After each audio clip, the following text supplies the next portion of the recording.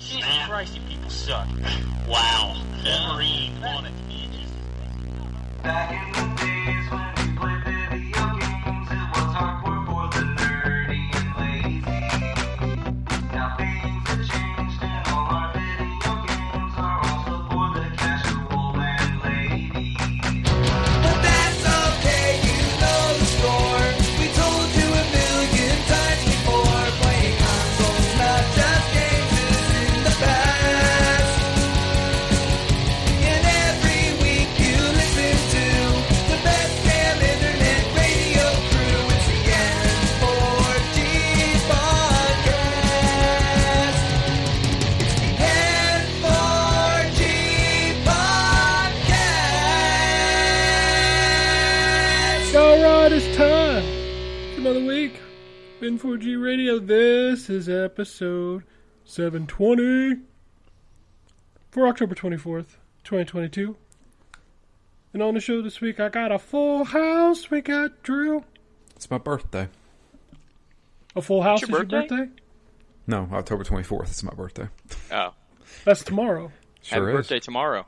Yeah, happy birthday. Or today, because that's when people listen to this. So Actually, yeah, I guess happy so. Yeah, happy birthmas. birthday. How old do you think I am? 39. No. Did you hear the I was just kidding. insulted nature of how he said that? 37. You're correct. 37. Look at that. Like that's you're at the age now, Drew, where those 2 years they don't fucking matter. None of this matters. Like I'm 39. It don't matter. And the way he said it, I None was of it like, "But matters. dang, I'm offended now. I'm 39. I just turned 39. We ain't even done the intros like- yet. And we're like still. Y'all young. Motherfucker, I'll be 43 this year. I want you to know that. Oh I wow. turned 41 this year, so All right. Okay. Yeah, we old. yeah. All right, we also have Terrence, as you heard. Hello there. We got the Wombat, Meep. and we got Anthony's here too. Y'all are old. Yeah, he's only 30. Like, he's a little kid. Oh man, yeah. I remember them days. Are you 30 yet, or are you still in your I'm 20s? 30. I was 30 this year. He thinks he's old now. He's like, I'm Dude, 40. I've been I'm mentally so old. I've been this grumpy forever. So you can't even be like, oh, Grumpy old no, man it's over been here. just grumpiness forever.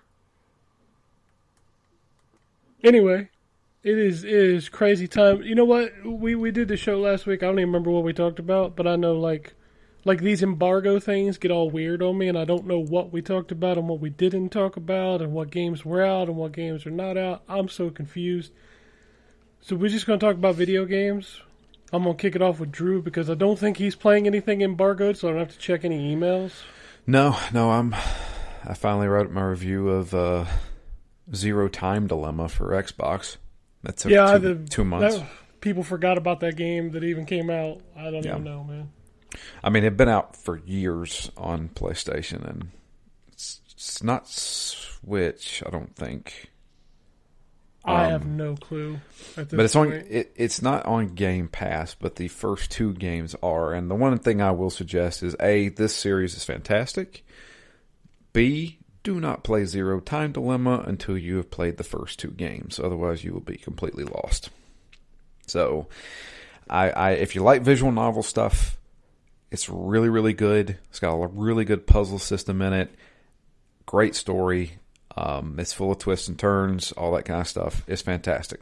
But you need to play 999 and you need to play Virtue's Last Reward before getting into Zero Time Dilemma. The other game I'm playing for review, which I totally forgot I even had, is the Game Type DX, which I'll be honest with you, why does this game even exist?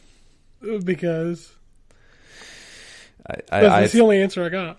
I totally forgot that I even had this on my hard drive, and then you said, you need to review this. And I was like, oh, I forgot I had that. I just keep a document, and I was like, well, I'll update everybody in case they forgot about a game, because I forget about games all the time. I completely forgot about that game. So it's an experience more than it is a game. There is a mock shoot 'em up in the game, but it's not great.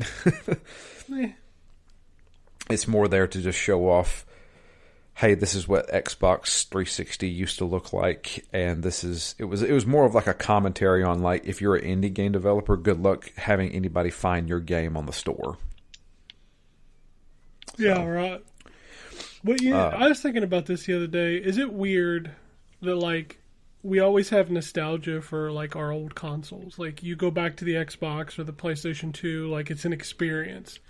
But, like, for the first time, I have literally zero nostalgia or desire to go back to PS4/Xbox One because the new systems play all those games, and the experiences are kind of the same. Yeah. I mean, the Xbox is literally the same dashboard, so... Yeah. So it's not... You don't get that big change anymore. What's the... well, I'm going to go further. What's the visual character of these consoles? Right? Like, yeah. They're very clinical. It plays the game. Even the Switch, which is very odd because... You know, say what you want about the Wii U and the Wii, but the 3DS had a lot of character, and so did the Wii and the Wii U. Like, there's a reason why the Wii eShop, or no, it was not eShop. It was just the Wii Store or whatever. Shop channel music is popular because it had character. You go to the Switch now. There's no music. Nope. You know, and it loads like shit. It loads like shit. But that's a totally different problem. You know, you go to, you start up the PlayStation 2, right? You can hear it, right? You can hear the sound of the PlayStation 2 start up. Oh, yeah. Dreamcast had the best opening. Dreamcast startup. I've got the original PlayStation. I still have that ingrained into my head. That sound, that... Oh, yeah, my kids were watching some video of, I guess Sony was demoing a TV, and they played that and that sound. And I was like, wait, who's turning on a PlayStation? Like, I knew what it was instantly. And then when the game loaded, like, yep. It had like a little echo, yeah. But, you know, that was back when consoles were cool. But it's not even like those are things we can't do. It's just that they choose not to. And, you know, it felt like a new thing. And it was, you know, marked with music and new visuals. And, like, one of my favorite menu designs still is just the PlayStation 2 menu. With the large blocks and everything. It's minimal. I know it's not, like, important to the console. But it did feel special in that moment. And new consoles don't do that. Which is weird because, like, they're really saying to you, like, these are new. They're nothing like the last one. And then you turn it on and it's like, well, this is kind of just like the last one. Yeah. I think my biggest disappointment is when I boot these things up, and PlayStation is a little more guilty of this than Xbox. When you boot up the PS5, it literally starts on what they call the Explore tab, and half the time it's like promoting some fucking dumbass YouTube video that I don't give two shits about. Yeah. Yeah. And there's no way to, like, change that. Like, you can't, at least that I found, I couldn't find a way to... No, it defaults to that Explore block every time you turn it. And, like, I'll turn it on, and it's like some rapper promoting Call of Duty, and I'm like, this is not what I want to see when I boot my console up. Call me an old man or whatever, but that's not what I want to see. Right. Happy Easter, Xbox. Yeah, fucking Usher telling me about my Xbox birthday. That's right. Even further, more like, Blades is still one of the best console designs. I love it. I absolutely love the Blades. And every move Xbox has made since then has made it more frustrating to use. They have turned it into a console Windows machine. And it runs like a bad Windows machine. Yeah. Well, at least on the new system. But give it time and it will. But you're right like, it's on. just like, it keeps getting bloated and bloated. And it's like, make it more like Windows where I can just go into folders and not see a lot of visual elements. Like, that's what Blades was, essentially. Was just, here's a folder. Here's all the options under this folder. Yeah. I don't even know how companies fuck up folders so bad. Like, PlayStation and Switch both do folders. And, like, the Switch one is buried so deep I don't give a fuck. And the PlayStation one only works for games that are not installed. And I'm like, Wait, what? it doesn't work in your library. It only works in the, like, you know, when you go to the PS5, you go to your library, you see here's what's installed, and then you see here's what Your you collection? own. Yeah. You can only put folders in the collection. You can't put it in what's installed. I was like, dude, what is this? This defeats the fucking point. What is the point? Wow. Okay. All right. Yeah, I was like, I don't know how you fuck up a folder, but whew, good job. Yeah. Jesus. Sorry, Drew. Man, go ahead. Good Lord. No, it's fine. Those are the two games that I had to review. I've spent a lot of time playing Yakuza 6 for Phoenix Down. I think that's a very solid game. We're still talking about that in Phoenix Down. It's shorter than the other Yakuzas, but it's still got a lot of content in it. And I have been trying to take my time with it, trying to do more of the sub-stories and stuff like that, because the last few Yakuzas we've been doing, I was just mainlining the story because they were so stinking long.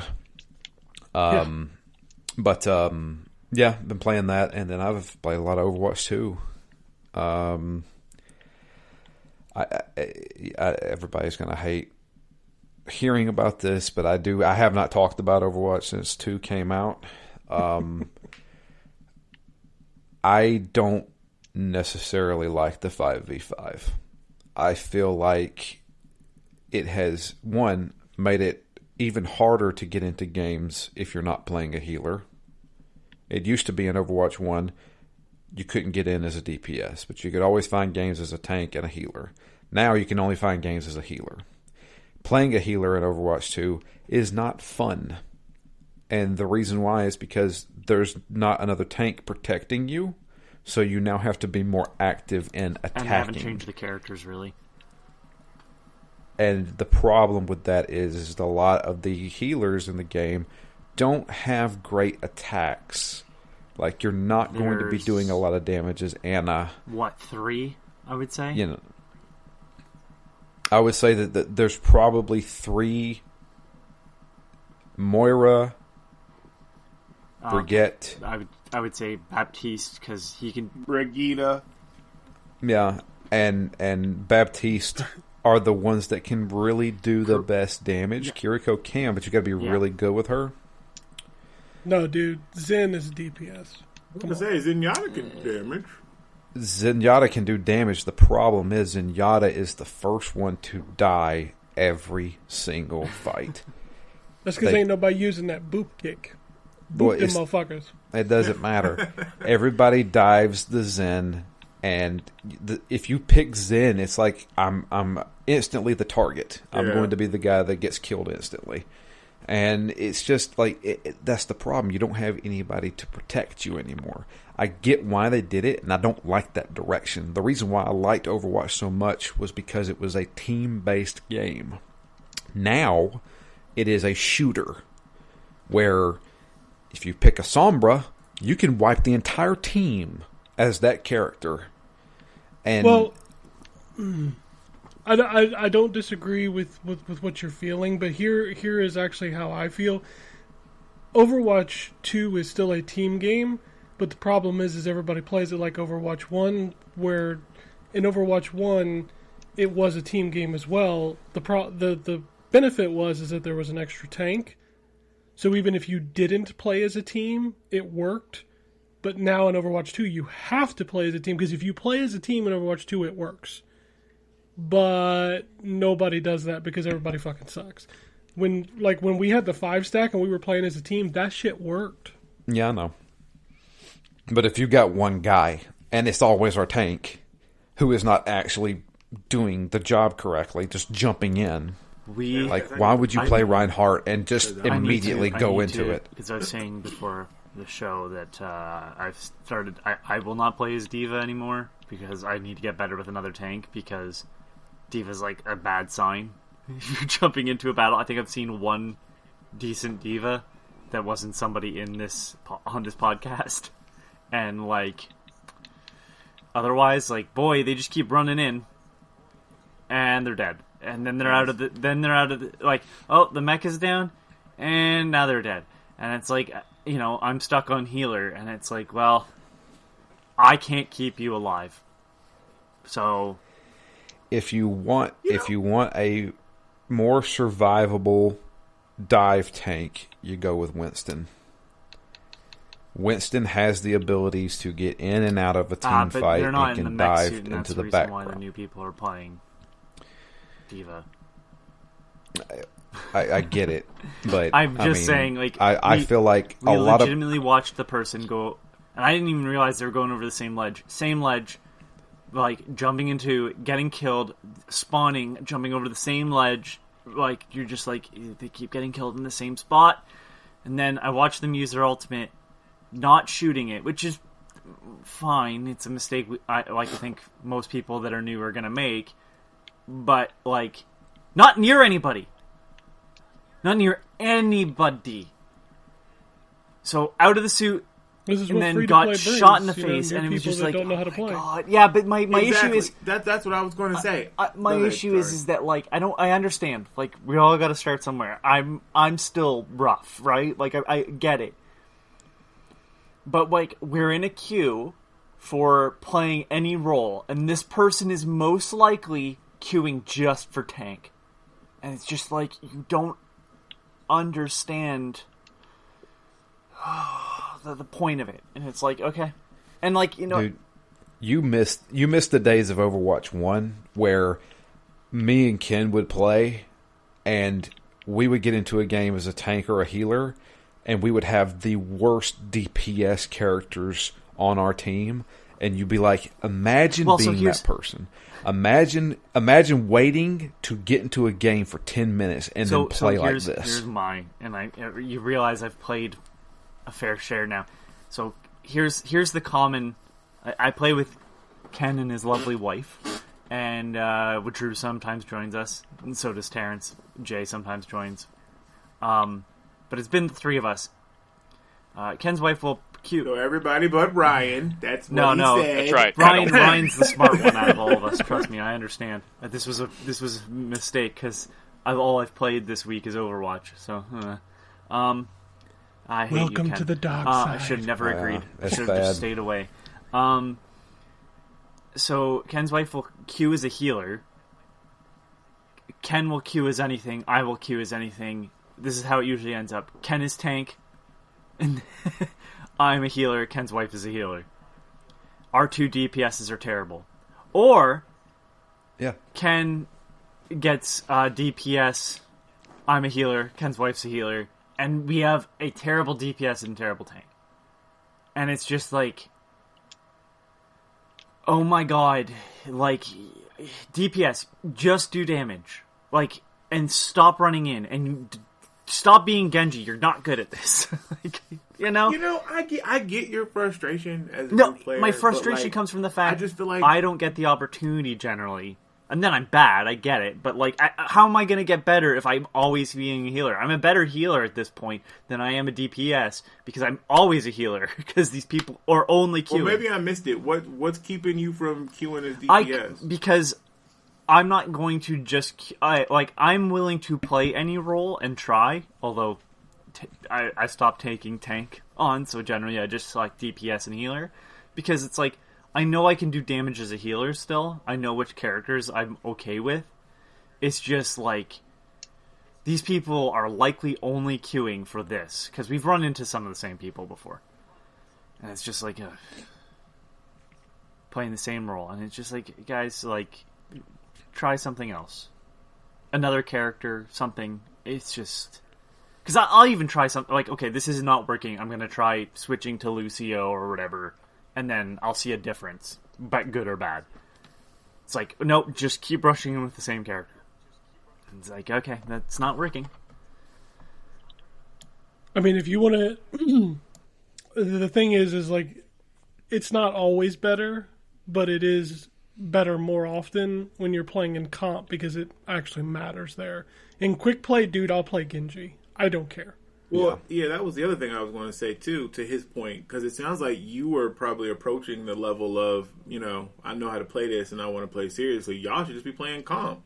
Like, because quick play, when I play quick play, like Ken said, that's fuck around time. Like, I mean, that's where you go to get good with a character and stuff. It doesn't matter. But, like, For sure. The only issue with that is that when you play comp, you're going to get the levers, and it ruins that game. Oh, is there no penalty or nothing like the lock that it like? Is that still a big No. issue? Like, Oh God, yeah. Are you kidding me? I've been doing my comp games. I have yet to even like get ranked yet because it's either I'm losing because I lost a teammate who got mad at us, or and they don't backfill, so you're screwed. I got You you. might as well just quit the game. I You know, got you. and it's disheartening for one thing because like it's always the second round. First round, I play my freaking heart out and heal the entire friggin' team.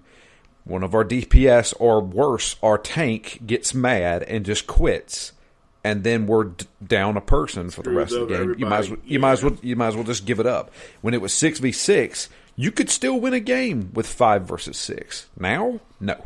If your tank leaves, you're screwed. I got That you. will I got you. that will iron itself out after these new people who are coming in stop doing. Like wash out. Stop. Yeah. Yeah, Yeah. they'll kind of like you'll get the people that'll stay and you'll get the people that'll leave. Right now, you got a lot of new players who get into this and they're like, "Dude, this ain't fun. I'm leaving." Yeah. And then they get banned for however long it is, 10 minutes or whatever, and then they just can't play. And it's just like, and if you keep doing it, eventually your account will get banned, and like that stuff will even out over time. Like towards the end of the first game, that wasn't as big an issue. Like it would still happen on occasion, but it definitely wasn't every game. Yeah, this is like I've probably played 10 comp matches, maybe 11, and in at least 3 of them I've had levers. Yeah, it's free to play now too, so it makes sense that number would be higher now. So I get it. I didn't even think about that, but yeah, And okay. It's I not get it. like my complaints aren't built around like, oh, I should just play comp, right? It's more of like, I can see the other team's stats. I can see our own stats. Why is a healer doing more damage than our DPS? Like, Sure. and it's like... No, I wasn't even like knocking you, Anthony. I I was just saying like you sounded frustrated, like with the level. It's of more people of out, like, in comp. it's for some reason we get these people, like, we don't ever seem to be able to roll anybody. There's been a couple times, but like the other team has generally better players, and that's not just me saying that because I'm bad, which I am. And that's the reason why I'm like, I am being fair to some extent. Like, I get it. We're all, but it's like these people like just want to play one character. I like the cyborg ninja. I'm just gonna play the cyborg ninja, and then they're not doing anything other than running I've in noticed and that. getting themselves killed. I know Diva. I'm just gonna Yeah. play Diva. Like, so I've been doing that, and then yesterday I kind of realized like, oh, Orisa's more of how I play. That's a better character for me to choose. I shouldn't just keep choosing Diva. And it's like, Yeah, it's Played just her like since, her well, it's just rework. like that. Yeah, that game we played yesterday where we started off and I was the tank and I started as Winston, and like the enemy team had a diva and we just kept getting killed at spawn. That was when I switched to Zarya and I was like, all right, I'm gonna counter pick, and Yeah. then we rolled them. even, Like that's how that game works. And the more people that learn that over time, and even the that'll- last that'll match we adjust. played last Yeah. night, which we lost, but that was the Toronto map. Yes. It was still a fun game. We had that robot walking back and forth quite a bit, and yeah, the other team was had I love push. I had love that better. move. Yeah, I'm not Get out a of here! huge Get fan, out of but here, Terrence. I'm but sorry. I'm sorry. but like the I think Fuck the robot. push is a wannabe payload. That's all it is. Bring back 2CP. I want Hot 2C take. Hey, it's in arcade. No, it was there I for just a don't day. It's understand why already there's gone. not a capture. Oh, is it already flag. gone? Great. Yep. There There is is. capture flag. It's in arcade. Why? So Oh, you know anyways, what? I feel like we should have an Overwatch show at this point because we're still like 30 minutes in. Yeah, we should You're right. We're still Like- on one like- man's. Right, we're still Yeah. on one man's. yeah, but I what is don't. he The good news playing? is I don't Like- have anything else. So, The problem is I haven't been on in a month, and the only thing I've really played in a month is Yakuza and Overwatch. Oh, I'm well, pretty sure okay. Wombat I don't left. blame them. Right, I don't blame like, you know anybody. what? I'm part of the No, problem for now. sure. I What? understand. Sorry, I what? apologize. Just take a game you've played online. You know those people that don't help at all. I don't like those people, and that's kind of the end of my statement. Like, I'm cool with people that are like, oh, I'm going to switch characters, like, keep trying to figure out something that works. Cool. People that are like, I'm just going to... Surely this will work eventually. It's not. Like, even I'm, like, not playing Pharah all the time. Like, it just... Yeah, there was a few times where we were playing together and you were still fair, and I'm like, they have 2 hit scans. They are really not you're right. going to help you. So start picking off other characters. So it's just... He'll learn. Yeah. So, it's... It's good to have at least 2 of each class that you're decent with. One last thought on this, man. Like, if it weren't for the fact that 2 is written on the end of it, I really wouldn't know that this is a new game. It feels rough. It feels like the beginning of a game, not the add-on. I really think we should do an Overwatch show. I'll even host it. Like we should Just do Overwatch monthly. We'll talk off there. We'll talk off there. Yeah. You gotta. I mean, yeah, we did that one time. Me and Ken did. Yeah, and Terrence, that means you have to play. Well, I know. That's actually why I was sitting here. Like, I kid you not. While he was talking, I was sitting here debating in my head. I was like, damn, because if I do this, that means I got to commit to actually play for real. God. But no, that could be fun. That could be, and then we could do the show. Like, I can edit it. Like, we'll talk out there. But yeah. Okay, let's move on. Drew, do you have anything else? No, the only thing I will say lastly about Overwatch is that that game, as much as I complain about it, and the reason why I complain about it is because I fucking love it. Yeah. And I mean, to be honest, I've already had 1,000 hours in that game. And Wow. Noob. Yeah. I mean, I really have. I've had over 1,000 hours in Overwatch. So you smoked crack once? Mm-hmm. Bro, I've been crack for years. Bitch, I've been on that for 20 years. Right. My timer in that game is nearing 2,500 hours. I'll just throw that out there. Timer says tilt. It don't even take numbers anymore. It was just tilt. Mine's counted in days, and it's in the hundreds of days. Just gonna throw that out there. Yeah. Jesus Christ. But yeah, no, it's hooked me again. That's like I should be playing Yakuza because I've got 3 chapters I got to get through. But I mean, boot up Anthony, Overwatch. You and I and my wife played how many hours this weekend? Like A Friday lot. and Saturday night, we played Yeah. probably 4 hours each night. You know what? I That's a probably would be playing more. I kid you not, but I have 3 different RPGs that I have to review, and I'm That like, sounds like they're that sounds like taunting your me. problem. I don't know if you know this. It I was gonna is. say, Terrence, I don't know if you know this, but I have God of War Ragnarok. Oh well, okay. Well, see, And I No, we still need a played new opening so Overwatch I can this have. weekend. and Oh, that would fuck be you oh man, asshole! You're just flexing on us. I just want to say that that's a sickness. right? Like I don't think I could put The down fact that God you of have War, God of War Overwatch. sitting on your He's just like, PlayStation. guys, and you're I don't playing know if you Overwatch know, instead is as sickness. if he didn't tell all of us already. I have God of War, and then I can hear the closed stretches yeah. trying to flex on us. Oh, ew!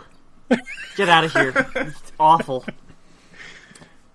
I mean, truth be told, I mean, this is legit. Like me and Ken, it got the grips on us. It's the gameplay loop. It's And then Ken's like, "Hey, the fun, first hit is free now. you know, Why don't you join us?"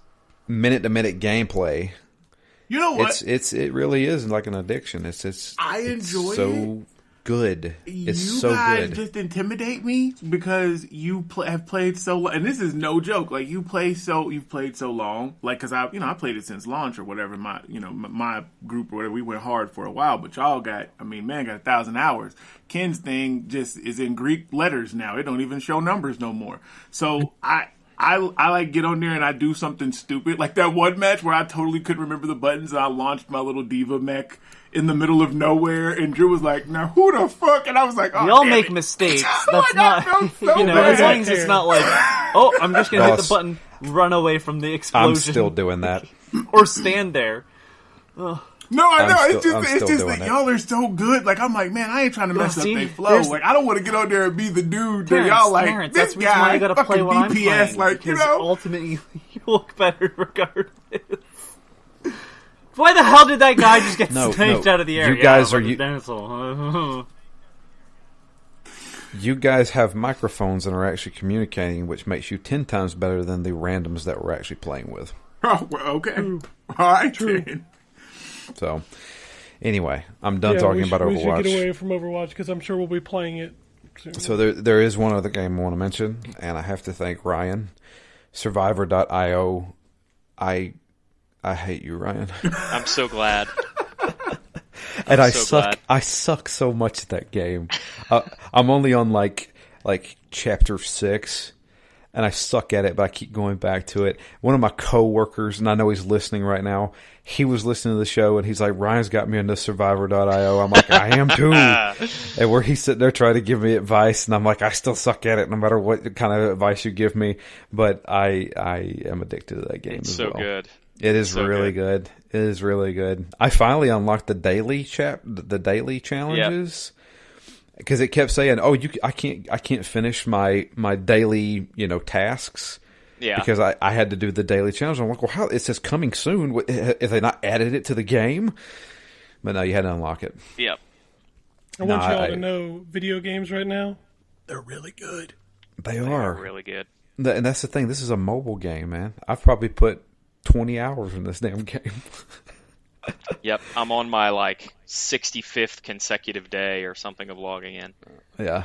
The only issue I have with it is that sometimes it is a major time commitment for a mobile game. Yeah, for Yeah, sure. that's The nice thing yeah. is you can always leave and come back to the same level. Oh, It wait, remembers can where you? you were. Yeah. Oh, really? So I just when hit the you- pause so- button. So if you leave and come back, it'll the first thing it'll do when it loads in is say continue your last Like run. mission or whatever, and you can hit confirm, and it'll drop you right back into whatever time limit you were at when I you did left. not know that. I You didn't done either. changed the I whole didn't either. game, man. Because Yeah. it was a time commitment. I was like, damn, I got to sit here and do this whole 15 minutes or whatever it was. 15 Like, minutes, yeah. Yeah. All right, Ryan. Yeah, now, you can leave and come back. now we all about to play it more. See, look. Yep. That's the way it goes. Yep. So yeah, I'm addicted to that as well. So there you go. I think that's pretty much it for me, though. I was going to say, Ryan and I, we're drug peddlers. That's right. Yeah, apparently. We're going to give you games that you can't stop playing. That's how it works. Anyway, Anthony, did you want to talk about anything else? Did we ever talk about Nick Yeah, Kart? we did a little bit. I need to play more of it still. It's good. It's Okay. I just can't remember it's if we amazing ever how much talked voices about it. add. That's all I have to say more than anything is Yeah. yeah. Oh, is this the racer? The last Yeah, one this was is the good, but Kart my Racer, thing the was third why one. who is this for? Like the characters, we have. I mean, Rugrats has since been redone in 3D. I don't know if it's still on, but the thing was with the last game was who's this for? The Teenage Mutant Ninja Turtles are all based off of their 80s designs, not the new ones. Rugrats hasn't been on the air in years. All these characters, SpongeBob's the most relevant. I get why he's the front cover, but you play through and it's none of these characters talk or make noise. It's okay, this could have been literally anybody. It could have been a cheaper racing game without the license, and still been fun had they had voice acting. And I think after whatever the Nickelodeon All-Star Brawl or whatever, where people were like, yeah, it's okay, but there's no characterization, so everybody's like, well, what's the point of this? Where they went and added voices. I think either Nickelodeon smartened up and started allowing it, or it's not outright. Game Mill smartened up and was Game willing Mill, to pay yeah. for a license to the voice actors or whatever, or pay for voice acting. Immediately, it's a better game. And that's kind of crazy to say, but the kart racing was never the issue with those games. It was just it's a kart racer, but I can't tell you why this is the better kart racer. The personality's just not here. And they've added personality. So I want to play more of it, but it seems like everything else is back. There is some weird stuff still. I'm kind of weirded out by the fact that one of the characters that's unlocked from the beginning is Eastman and Laird's version of the Teenage Mutant Ninja Turtles. The black and white with a red bandana. The violent one. I know they own the rights, but that's a little it's a little weird. But outside of that, for the most part, I'm like, oh, the character choices are good. You know, make a little bit more sense. It's got kind of characters from all over the place. Focusing on like Reptar being the Rugrats character that fits in a bit better than like Tommy Pickles. Boy, those Klasky Chupo shows were ugly, and that includes the original like season of The Simpsons that they animated. But yeah, that's all I have to say for that right now. I'll have a review up. Everybody should read my review, by the way. I know I talked about this last week, but it's up for Made in Abyss. Boy, I know how to pick them is all I have to say. You know, I saw that anime. I was looking through Hulu, Yeah, looking for Chainsaw Man, and I saw the thing for Made in Abyss, and I was like, "Oh shoot, Made in that's Abyss. the, Listen, I think that's the thing that Anthony is." I almost sent you a picture the story of it. But sounds great. So is it the same thing? Is the, it that the is game it plays based off the through like anime? the first 8 episodes? Doesn't even finish the first season, and you have to play through it. But because it's on the anime rails, you can't really do anything. They're just kind of funneling you to the next story point. You have to play through it before you can unlock the like actual game, I guess. And I'm like, I'm not sitting through this. Like, this is the worst version of the anime because it's just static 3D models that mouths go up and down to speak. And I'm like, yeah, no. It was, Ew. I'm like, what is this? Like, if you're like, you should have just told me, like, watch the anime. I hate that shit. Don't force me to play through your story and have a bunch of mechanics that you're telling me are important that mean nothing for the most part until I unlock another mode. I'm not unlocking New Game Plus to play the real game, and I don't give a shit if it's 6 hours or 8 or even 4. Fuck you. If it's the most miserable 4 hours ever, it's a bad game. End of story. Yeah. Yeah. That's it, Ken. Next person. All right. Well, I can move on to Terrence. Yes, you can. All right, so I have a list. Hang on, I gotta get my mouse is falling asleep. Okay. So Triangle Strategy, because like I said, I have a bunch of RPGs that I have to play for a review. Man, this game is grandiose. Oh my god. The cutscenes are really long, and a lot of them are boring. And it's like a political drama set in medieval times. These 3 different factions are all at That's war. why they call it triangle I was just about strategy. exactly. I was just when they like talked about it in the opening cutscene. I was like, When you that said would be the triangle. it takes When they place in talked medieval about the times, all I could picture was an RPG taking place in medieval times, like the restaurant entertainment business. You start off as not like a play that lonely, RPG. a lowly intern, and then you level Wow. up. Eventually, you Lonely? can You become a don't know. knight. But for the most part of the game, you're just picking up. You know what? I want to go to one of those restaurants. I've never been. Like when we moved to Maryland, we were close. We were closest to one. We were going to go, but something happened and we ended up not being able to. But yeah, I would totally like to go to medieval times. It looks like a lot of fun. My only like knowledge of medieval times is that my cousin went, and it's in The Cable Guy, and that's about the 2 things that I know about it. Yep. Nice. All right. Well, yeah. So Triangle Strategy is, review in progress. The combat is a lot of fun. It's a tactical RPG, a lot like, and it's made by Square Enix, but a lot like Final Fantasy Tactics, which I'm surprised they haven't made a sequel to that. But I like the art style. It's like the pixel graphics, but the 3D effect. I don't know if that has a specific name, but like I totally dig all that. 2D HD. Oh, is that what? Okay, 2D HD. Like I totally dig all that. Like you can turn the camera and stuff, and it like moves. Like, it's super cool. But damn, if this story is just not convoluted and boring. But yeah, more to come. I'll get a review up. Valkyrie Elysium, better. Another Square Enix RPG. This one, so I never played the original Valkyrie games, but they always looked interesting. And I don't know why I never pulled the trigger on them. But I thought this one was going to be an RPG like those. Well, this is more an action RPG. So the combat is more, square and triangle, or normal attack, heavy attack, kind of mixing together. And then you have the souls of the different warriors that you can summon out, which is kind of cool. And then they have different attributes as far as like lightning and fire and different things. But yeah, I mean, I only have one so far, but like it adds another layer to the combat. I'm currently stuck on a boss right now, but yeah. So it's different, but the combat is definitely my speed. The story is a lot more interesting than Triangle Strategy. But yeah, I'll get a review out for it soon. Gotham Knights, which I already have a review up for. Yes.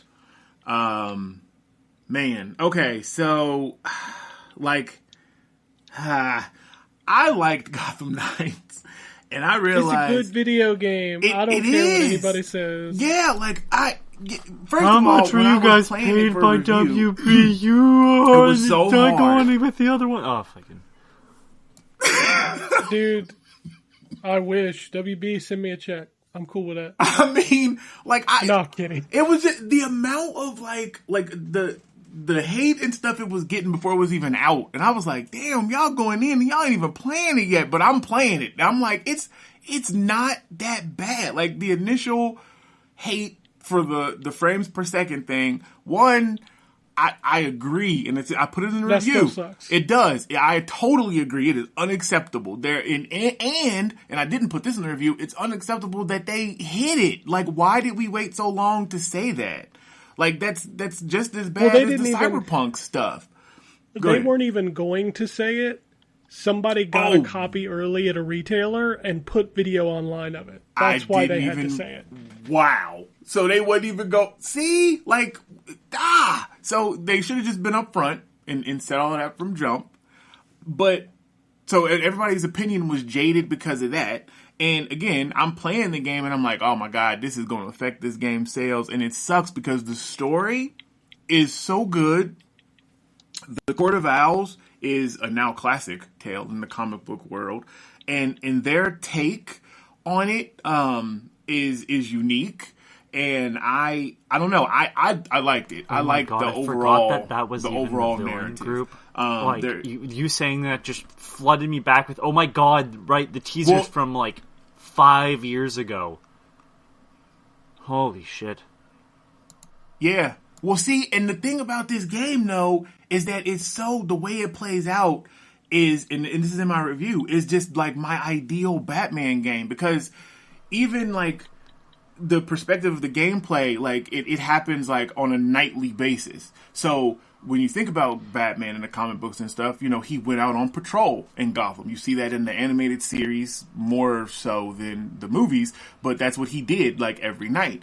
That's what you do in Gotham Knights. You go out on patrol each night. And so you have random crimes that are happening around, the Gotham City, which first of all, Gotham City is huge and gorgeous. Oh my God, the city is beautiful.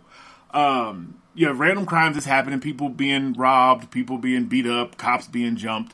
You go down, you stop these, you beat up these thugs and save folks, and you get evidence, essentially, of larger crimes that are happening. And so as you go around and stop these little things or whatever, and then when you get done, you go back to the Belfry, and that's the end of your night. And so now it's daytime, and you're at the back computer, and it compiles all that stuff, and it tells you predetermined crimes for the clues you found the night before. Yeah, it does So sound now- good. This sounds like But my Terrence also jam. likes his This sounds like Batman my DNA. jam. That's what I'm saying. Dude, it's good. That's what I'm saying. It's good. My favorite Batman game is where Batman is Batman's dead. Batman is dead. Yeah.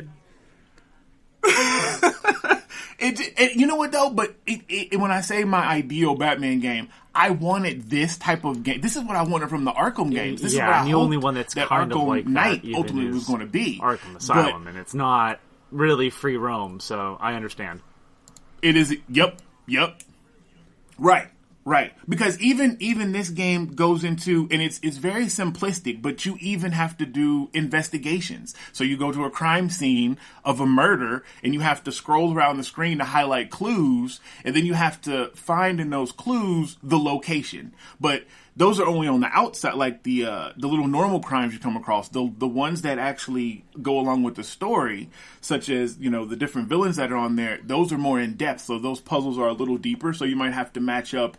I think the first one you run across is there's a hidden wall, and you have to figure out a code where there's like a microwave, a calculator, and something else. And then there's like different numbers. There's a calendar which is, 2, 4, 6 digits. 8 digits, then there's 4 digits, and then there's something else. So you have to figure out which numbers goes to what and what activates the door. So there's different puzzles and stuff, essentially is what I'm saying, that you have to solve. So you have to use, those investigative skills that Batman has. This game is just the perfect Batman simulator. It just doesn't have Batman. I mean, he's in the intro, and then he's dead. He is, yeah, and then he's dead. In the intro, baby, that intro let was me tell amazing, you, that intro dude. was Good. fire. Oh my god, that intro was good. It's a good game. Gotham Knights is a good game. Yes, it sucks that it's only 30 frames per second, and I really hope that the backlash from this pushes them to, if they can. I mean, maybe they really can't. I don't know, but if they can put out a 60 frames, because I can only imagine how much better it would be with the 60 frames per second. Oh, that combat would feel so much better in 60 frames a second. Yeah, that's the only hang up is that combat is it's very clunky. It's more so in the beginning, and I know, I said this before, it's more so in the beginning, but once you get to probably like mid-level, definitely by late game, it's so much better. Once you start to unlock different combos and abilities and skills, it makes it flow so much better. But at 60 frames per second, it would sing. Like man. But yeah, absolutely. Don't be afraid or pushed off because you hear 30 frames per second and everybody's ragging on it. This is actually a really good game. And it didn't even need to be co-op. Honestly, this worked. You could have just did this as a single player game and it'd have been fine. But does the characters play completely differently? Yeah, they all have their own kind of unique abilities, and they all level individually, so you'll unlock different perks per character. Yeah. Okay. And the nice thing is they do kind of, if you think of like a Pokemon, that like experience share. So like, say you're running around as Red Hood, and you get to level 10, and you're like, well, I want to try out Batgirl. When you switch to Batgirl, she'll be level 10, and you'll have 10 experience points to drop into her abilities. So you don't have to go out and, grind each person up, which is nice. Now, I do have to say, the UI for your, like... Oh, yeah, that's terrible. That thing is trash. Yeah, that thing is just utterly trash. For what? UI is bad. For what now? So, like, your UI for your skill tree and your gear and all that stuff, that UI is fucking atrocious. It's ugly. It's disorganized. It's so much more confusing than it needs to be, and I hate it. Yeah. Also, why this drives me crazy, is there a way, like, when you're out in the world and you hit down on the D-pad and it shows you all the crimes? Mm-hmm. That's there for like 2 seconds and then it goes away. Yeah. Like, I'm like, all right, I'm going to go to this crime that's 200 meters away. I hit the down button. I start heading that way. Well, where's the fucking marker? Yep. Where did it go? Yep. I don't know where to go. I have not found a way to so even if you hold it down, that like you get the little AR marker thing and it'll stay, but you can't do that while you're driving and stuff, like trying to navigate. No. Yeah, you have to like go to the map and then mark it and then go. Like it's the UI, and I did omit this from the review and I apologize. The UI is bad. The UI is pretty bad at this game. I don't understand like how you fuck that up so much. Like, it is so bad. Yeah, it took me a while to figure out the mod system, to figure out how to like fuse the mods, and that you could take, because it's like broken up into health and attack and whatever else, but you can take the common ones from one category and combine them with the common ones of another one, and it'll still give you a rare of one of those two. Like, I thought you could only combine the ones in the individual categories. Like, it doesn't explain it. It just, the UI is pretty bad, but the story is awesome. So, come for that. Like, it's really good. I don't understand like how you fuck that up so much. Like, it is so bad. Yeah, the UI is pretty bad, but the story is awesome. So, come for that. Like, it's really good. So, come for that. Like, it's really good. Yeah, no, the story is excellent. I like the world. I like the characters. And there's, Yeah, there's that a UI twist, system like the is story. fucking Man. terrible. Yeah, it is. Oh. It is. Yeah. I definitely want to play it, but I don't know when. I got you. And I wholeheartedly, if you wait for a sale. Because again, it works as a single player. I mean, if you're a huge Batman fan, I think I put this in the review, then, you're going to go out and buy it. And you're going to have a blast. I think it just depends on your level of fandom. But even if, you're just looking for I'm a huge Batman fan. That's the thing. I love okay. this game. See? But it's $70, and are you really going to play it right now? If Right. you are, it's totally. I'd say you'd get your money's worth. But if you're Is going it to put it $70 on Xbox? it's $70. It's next gen only. Yeah. It's yeah. So, well, it's $60 on PC. By the way, just put that out. Oh, wow. I did not realize. And that's where you can get 60 frames per second, which... I mean, you can technically, but you spend a lot more on your PC for that. Right. If it even run, I've even heard people with beefy PCs, it still doesn't run great. So. Yeah. You know what? This will be on sale come Black Friday. I guarantee. Oh, 100%. Like 100%. If you can wait till Black Friday, Drew. Like, yeah, but definitely. No, I can definitely do that. I've got Yakuza, I've got Overwatch. I don't need anything else right now. You'll this game will be on sale pretty quick, I'd assume. What else? Ghostbusters. I wasn't here last week. I know you talked about it a little bit. Yeah, I didn't play enough to give deep dive into it. I got you. And I played a little bit of that. I think my review is already up for it. But no, I enjoyed Ghostbusters as well. It's one of those things, man. I don't know. It's just, it is what it is. Like, you're a Ghostbuster. Like, I mean, if you've seen the movies or you've seen the cartoon, which I feel like this is like modeled after the 80s cartoon more than anything, you know what to expect. I mean, you can create your own character. So you can create your own Buster. You can, as you progress, you unlock different costumes. Wow, different suit pieces. Costumes. So you can make your suits and accessories and stuff look, different. It's very 80s themed. Like, my dude looks like he looks like he's auditioning, like he's about to go audition for Run DMC. Like, as soon as he gets done busting these ghosts, like he has a black hat. Little like his suit is just like it's like bright colored. He's super 80s. My dude is super 80s. But yeah, I mean, it's the levels. So it has, I think, 5 maps right now. Like, they're varied enough that it doesn't feel like repetitive when you're playing it, because it is asymmetrical multiplayer game. So it's 4v1. So there's 4 Ghostbusters versus 1 ghost. The ghost job is just to haunt the location, which is a lot harder than it sounds. The easiest way is to find people, the AI, folks that are, just there, and scare them and make them leave. But to do that, you can haunt different objects, which there's tons of stuff in each map. For the ghost to haunt and hide in, because you can possess these objects, so you can run around as a wet floor sign or a vending machine or whatever. But yeah, so the ghost they just have to haunt the building. So there's a meter that tells you, the progress of that, and if it gets to 100%, the ghost will win. The Ghostbusters, they just have to catch the ghost. They have the PKE meter, which can track them. If you've seen the movies and stuff, you know what that is. They can locate the ghost that way. The ghost, as I said, can possess objects, so he can be hiding and stuff.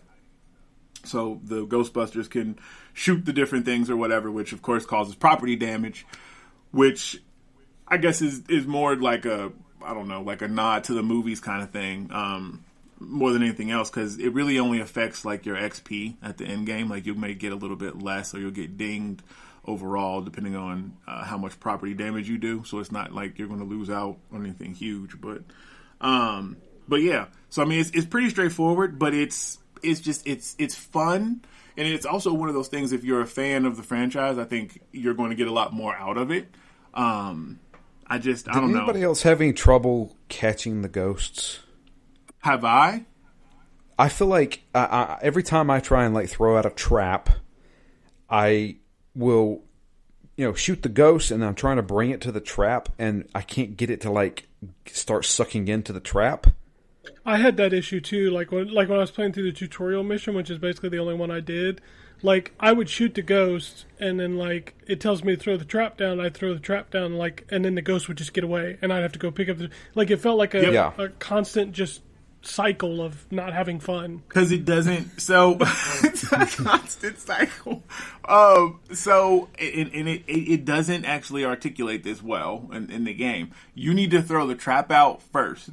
So when you spot a ghost, and this, a lot of people make this mistake, and I found this playing with real people. Everybody runs and they instantly think, "Oh shoot, I need to shoot the ghost." Well, no, because you can tether it, but you can't throw your trap down and hold it at the same time. So this is also where the teamwork aspect comes into play. So being 4 people, if you have 2 people, you have one person be like, all right, if I see the ghost, I'm going to toss the trap, and you just grab it. So you need to work together. And I said this in the review too, it has bots, but they're not the brightest. I mean, you can play. Dumb. Yeah, they're not good at all. But when you play with people, it's very much a team-based thing. So Drew, I get it. Like, you will struggle. But you throw the trap down first, and then you just have to drag the ghost. And if you look, there's like a little reticle underneath the ghost that's like yellow. And if you get it if you can pull it towards where your trap is like opening up, it'll turn green, and that's where it's like in the spot. And if you hold it there for a second, it'll start to suck the ghost down into it. Gotcha. But it takes practice. It's not easy. And like I said, I know the tutorial forces you to play with the bots, unfortunately, but if you can get through the tutorial, because even my wife, she actually gave up and was like, I don't think this is going to be for me. If you can get through the awful tutorial with the bots, playing with people is easier, but it is a skill-based, like a team-based game. Not skill-based, but yeah. That's why we all have codes and none of us have played together. Yeah, that's what everybody's playing Overwatch. Except me, apparently. You don't ever pop into the I chat don't play and say, Overwatch. hey, can we play some Ghostbusters? I don't. You're right. You're absolutely right. And again, it's because I'm like, man, really I ain't trying to, knock we all everybody suck. from And Overwatch. I know that's the new That's hotness. what I heard, anyways. Not. Yeah, I would Not at all. totally be down to play some Ghostbusters with you guys. like we've all invited him multiple times to play Overwatch, and he don't ever join. That's See how it is? man. It just got me out here. And what my kids say in 4K, man, Colt in 4K. All right, well, no, I'm gonna get on Overwatch because I do think that show thing would be a good idea. But okay, so last thing I played was some Skull and Bones. I'm not gonna go into too much because. Is it bad? Okay. Anyways, so y'all know I've been a big, advocate for this. Man, yeah, it's not. And that's really all I've played. So we can move on to someone else now. Man, It's not like we didn't try to tell you. So tell me why it's bad, at least. He's like, I got Skull and Bones. Okay. And then you can just hear me go, well, I'm a coming.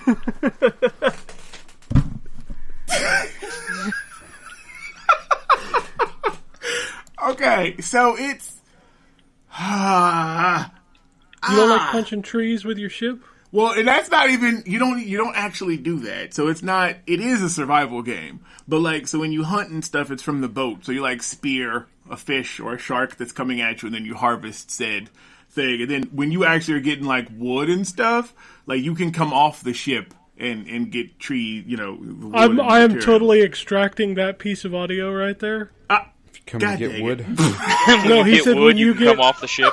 yeah, when you get wood, you can come off the ship. We're gonna single out Nice. that audio for you. Nice. As opposed to coming on the ship, which just makes a mess. You don't Yeah, want you to don't want do that. that. You don't want to do that. Just messes up. But no, You gotta swab the deck. So to be fair, it is the little bit that I played, because it was only for a day that this little technical test was even open.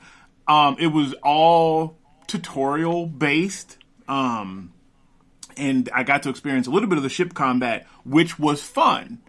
But do I think, that it's going to be something that, somebody's going to spend, that I'm going to spend a whole lot of time? Yeah, probably not. No. Because it is a survival thing. The nice thing, though, is that you can turn off the PvP. Like, when you initially go into the game, it'll ask you if you want the PvP enabled or disabled.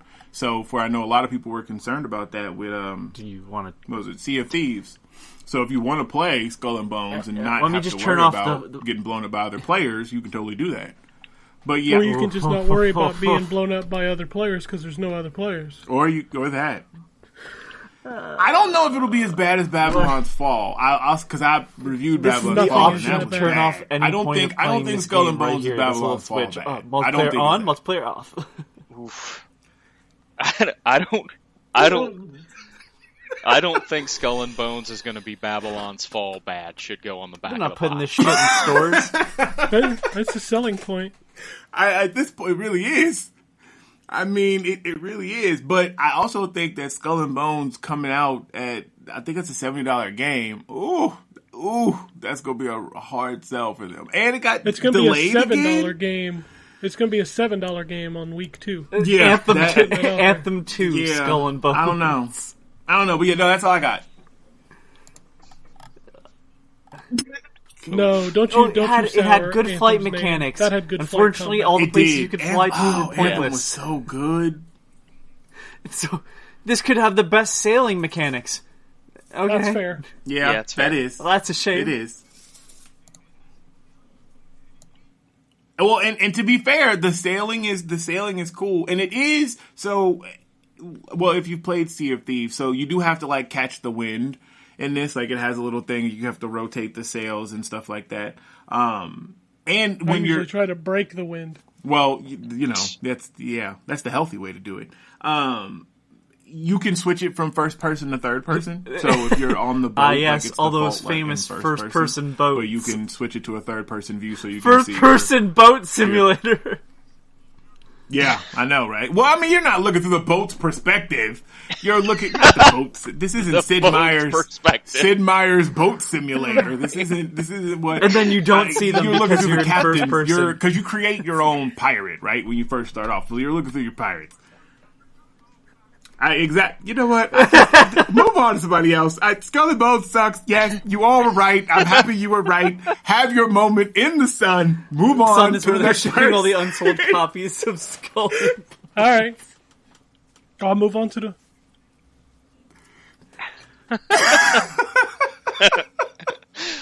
Well, I guess I'll move on to the Wombat. All right. heard Not it's not played Skull and good. Bones. I do not intend. I heard it wasn't very good. No. So what have I played? I played. Drew and Terrence, you're going to want to listen for a second. So I played Vampire Survivors, which is on PC Game Pass right now. And it's kind of funny because the Vampire Survivors guys say that one of their inspirations was Archero, which is a game that was made by the guys that made Survivor.io. Okay. And Survivor.io clearly 100% copied off of Vampire Survivors. It is very similar.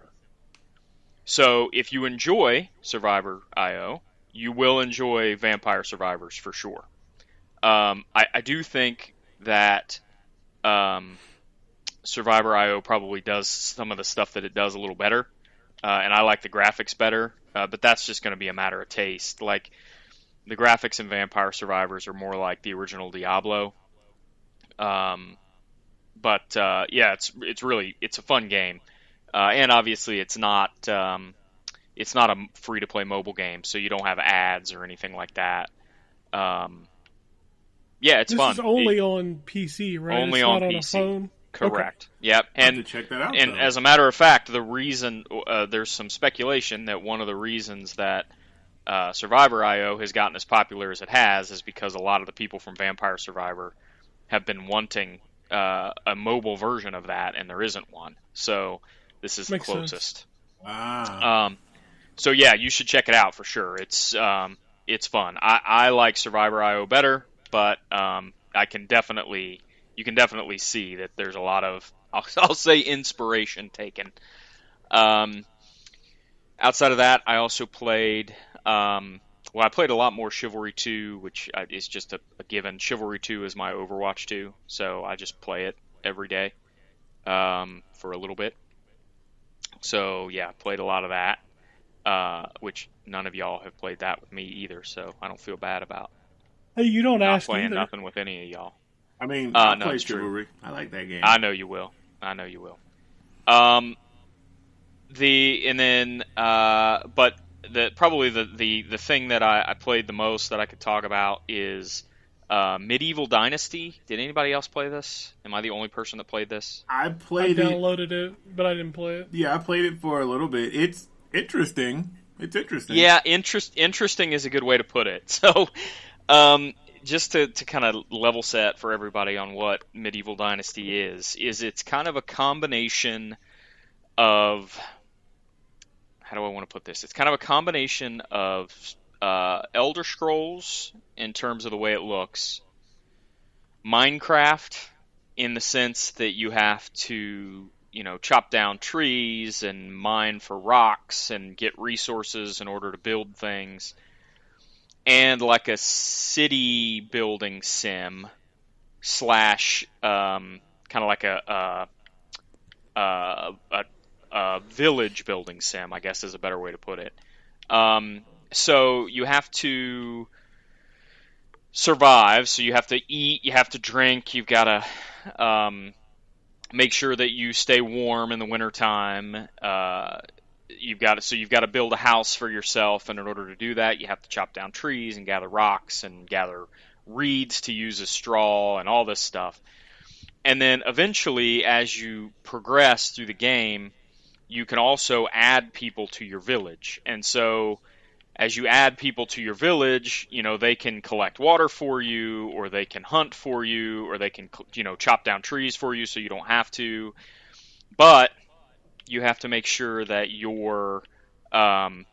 that you have enough resources for them. So they've got to be able to eat and drink and stay warm and everything too. So you have to have enough housing. You have to have, wells to gather water from. The thing is, though, so number one, there are some very limited combat scenarios. Usually, I mean, at least at the beginning, just with animals. There are some bandits later on. And the game is not really built for that, so it's a little bit clunky. The villagers that you can add are just a little bit dumb, if I'm being honest. In that, so my settlement that I built is literally right next to a river. It's literally got a well sitting right there. In addition to the freaking river, which is literally right out in front of the door of the houses. River. The friggin' river. And so when my main character is thirsty, what do you think I do? I walk out my front door and I drink from the river. Maine. I do not get horny on Maine. I walk out the front door and I drink from the river. The villagers in my town are either too spoiled or too stupid to walk out their front door and drink from the river. They're also too spoiled or too stupid to walk right next door and drink from the well. So if I don't have like skeins or buckets of water for them to drink from, it tells me that they don't have anything to drink and that they're all getting mad because they don't have anything to drink. And I'm like, I put you right in front of a river. Right. Just go get some water. Go get some water. So they're like, they're mad because I haven't provided them any materials. And it's like, again, I'll give you like an axe. You go chop down some trees, but unless I have you assigned to the tree chopping down job, that's not what you do. So I don't know. It's a little too much management for me. I think I would probably like it more if it was just if the objective of the game was just survival for your character, and listen to the stories and stuff, and you could probably play it that way. But the purpose of the game is to try to build a settlement, and I don't know. I'm not really feeling that part of the game yet, so we'll see. I'll probably play a little bit more of it. It's a lot, just like all these survival games are. You gotta constantly be trying to stay on top of your own stuff as well as the people's stuff, and that gets a little bit stressful for me, and stress really isn't what I'm looking for in a video game. So I don't know how much more I'll play it, but I may play it just a little bit more.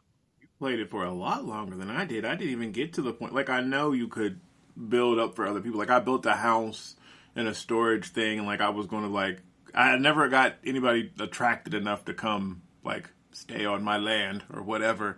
And I was like, yeah, I think I'm good. Like, I ran into a bear, and it was like you said, it's not built for combat and stuff. And I'm like, I ran into a bear. He was just hanging I'm out.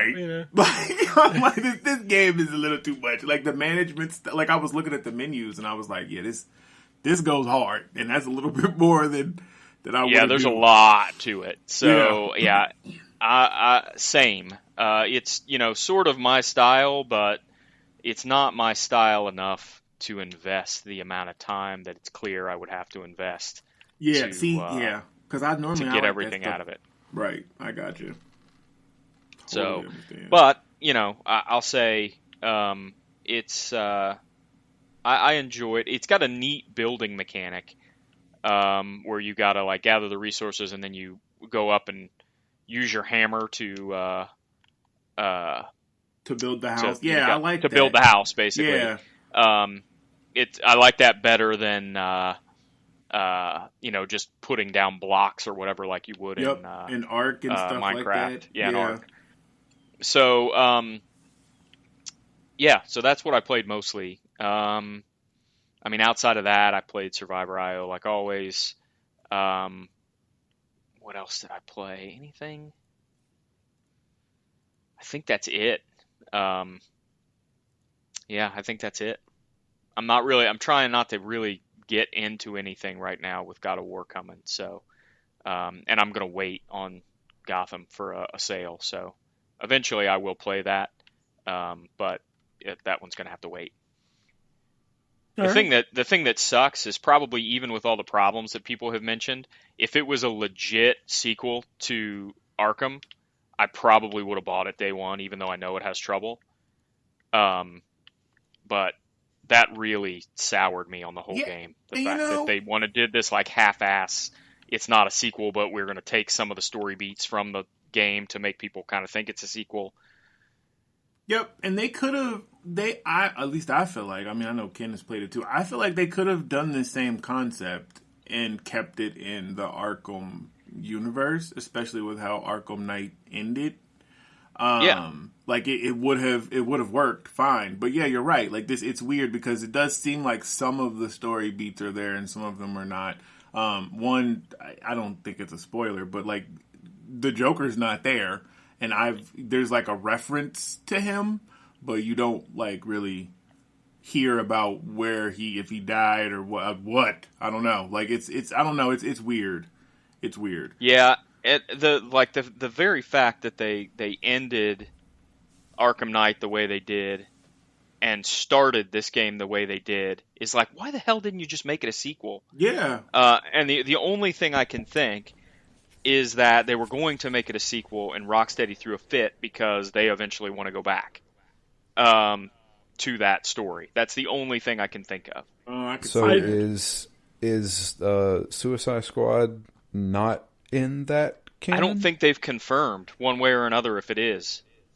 Well, you haven't seen Batman in the trailers, right? No. Yeah. No, not at all. Okay. Yeah. So far, I think the only heroes you've seen is Flash and Superman. Yeah. I don't know. I thought they did. I thought it was said, but you're right because that Harley does look different than I don't know what they're doing. You're right, huh? Yeah. So the only thing probably that would have been that they would have had to change for this Arkham Knights is Batgirl, right? If they kept it in the Arkham canon. Yeah. Yeah, I don't know. I think it's funny that Gotham Knights has spurned, like, Arkham Knight was, like, an incredible game now.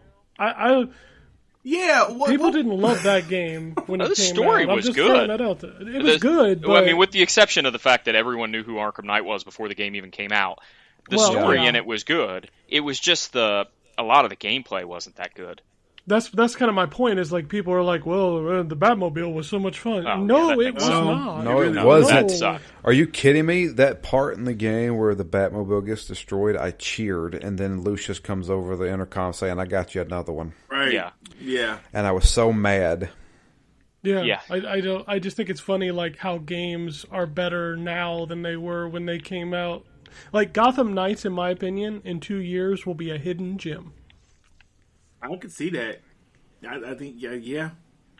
Everybody's gonna be like, this game is so much better than everybody made it out to be.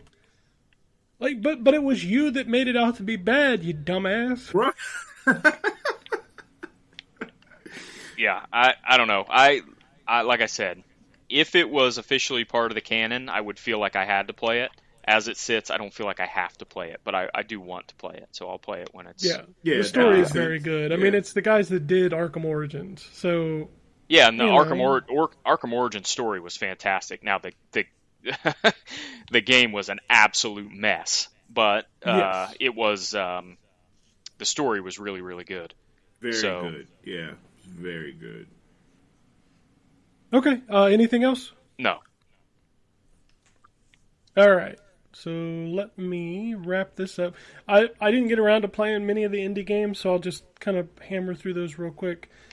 I played Gas Station Simulator. Don't laugh, it's not bad. I don't need to explain to you what Listen, it is I- because I- it's all I in the spent- title. I spent a whole lot of time playing Power Wash Simulator this year, so I'm not going to laugh at Gas Station Simulator. It's better than it has any right to be. I'm just going to say that. I'm also playing a game for review. I don't know if I think I can talk about it. It's called Softstar. It's a vertical shmup. You know the drill. The hook to this one is that it is like it has this like teleport mechanic, which reminds me a lot of what's the name of that game? That Velocity game that also had the Velocity side. 2X. Yeah, the one that had the side-scrolling levels. It reminds me of that like teleporting mechanic. So. And it's really good. It uses like a really old school like pixel style. It's got the vertical screen, so it like you have bars on the left and the right. It's actually really, really good. I'm having a lot of fun with that. The game we joked about last week, where I could tell you what the main character looked like, Beholgar, which is like this side-scrolling, action game where you're playing as this like manly man in his loincloth with his sword. It's fine. I did boot up a game called Escape First. I guess the part 1 and part 2 were released this week on consoles. Those are online multiplayer escape games. As soon as I saw that it was multiplayer, I noped right out of that. That's not for me. Yeah, like I said, Gotham Knights was the big one that I was going to talk about. I also finished my review for Plague Tale and Them's Fighting Herds. Both of those are really, really good games. But no, I am allowed to talk about God of War a little bit. A little bit. A little bit. A preview Okay. bit. So, I'm not going to talk about the story because, number one, if people haven't finished the first game, I'm not going to talk any about that. I'm allowed to talk a little bit about the story, but I'm not going to just because I just don't feel like if you haven't finished the first one. So, this game is, and I don't want to make this sound derogatory, it is safe. It is totally more God of War. Yeah. It is totally more of what you just played, from the armor system to the rune system to the combat to everything. It's also very much a PS4 game. Again, not derogatory, but when you put it like side by side with something like Horizon, or a better example would be something like Returnal or Ratchet and Clank, where those are really kind of taking advantage of the PS5 hardware. This really looks like a gorgeous PS4 game which also runs, really, really well. Like there's 120 hertz mode. It doesn't hold 120 frames per second constantly, but it feels so good running at that frame rate. That's not to say it's not pretty. It's a very pretty game. PS4 games were very pretty. So is it fair to say then it an expansion? It just feels like an expansion. I don't like that word because it does continue the story. Even if it is, and I do appreciate that they narratively explain, like, all the stuff you built up in the first game, they narratively explain why you have some of it, but you're getting new stuff as well. Without me going into detail, like they actually explain that stuff. Like some of the stuff you collected in the first game, you still see it. Like it's still there, and they explain why things have to change. Well, they did that in the original ones too. Like I always appreciated that as well. Like because some of the stuff you didn't was it. That may have been a different game. Never mind. Go ahead. No, they did in the originals. They did. Mm-hmm. And they do that again here, which is good. Without spoiling any part of the story so far, it's great. It kicks off with an epic intro that really gets you into the game. And then it's kind of funny because I felt like I was playing the first game again because you start off with this big epic part, but then you kind of go back into that. If you remember playing the original, that opening section was a lot like a really extended tutorial of you working with Atreus. Yeah. Yeah. That kind of does happen again. Like it's weird. It really made me feel like, but then once you go to like your first next area, which is the one you've seen in the trailer, the dwarf area, like that's when you really feel like the game kicks into gear. And it is, man, it feels similar, like between crafting your armor and putting the runes in your weapons, and the skill tree is fairly similar. Like, this definitely feels like, hey, we're going to make another one of those. So as long as you are expecting that, and like me, I came into this because, let's just be fair, the story in that first God of War was epic as fuck, and, like, this one continues that. Just don't expect this to be like God of War, the PS5, the next big game. It is literally just more of that first game. So... And I kind of want to leave it at that, unless you have specific questions. I kind of want to leave it at that because, like, the embargo has like one of those long ass bullet lists of shit I can't talk about, and I hate that shit. I don't want to get you in trouble. Like you're good. Like I mean, I think everybody here, I think we were all planning on playing it anyway. You know what I mean? It just, I guess. Yeah, 100%. I'm about 6 hours in. I'll give you that much, and I'm past the point where I can't talk about story stuff. Not that I'm going to anyway, but I'm past the point where I can't talk about it. I guess the only question Does it feel larger? Does it feel like a larger world? Not yet, but that's because I've only been to 2 realms. Okay. And there's already a conversation that happens. Like, this game has a lot of the Horizon shit. Like, if you played the new Horizon, where Aloy is constantly saying, well, maybe if I do that, like, to help you solve puzzles. Like, this game does that fucking constantly. Is that a good thing or a bad thing? I don't know how I feel about it. I do appreciate the accessibility stuff. Like, the accessibility stuff is off the charts. I'm talking, like, the best that they've ever done. Like, every time they do a new game, it gets better. This one is top tier, although some of the accessibility stuff, I'm like, why is this just not, like, a mechanic? So, for example, there's an accessibility option to where, like, how you click the right stick to lock onto an enemy? There's an accessibility one that auto locks, which, okay, fine, but part of that auto lock is that it will switch targets once you kill the one you're locked onto. That's not default. So, like, if you're locked onto an enemy and you kill them, you have to turn around and lock on to the next enemy.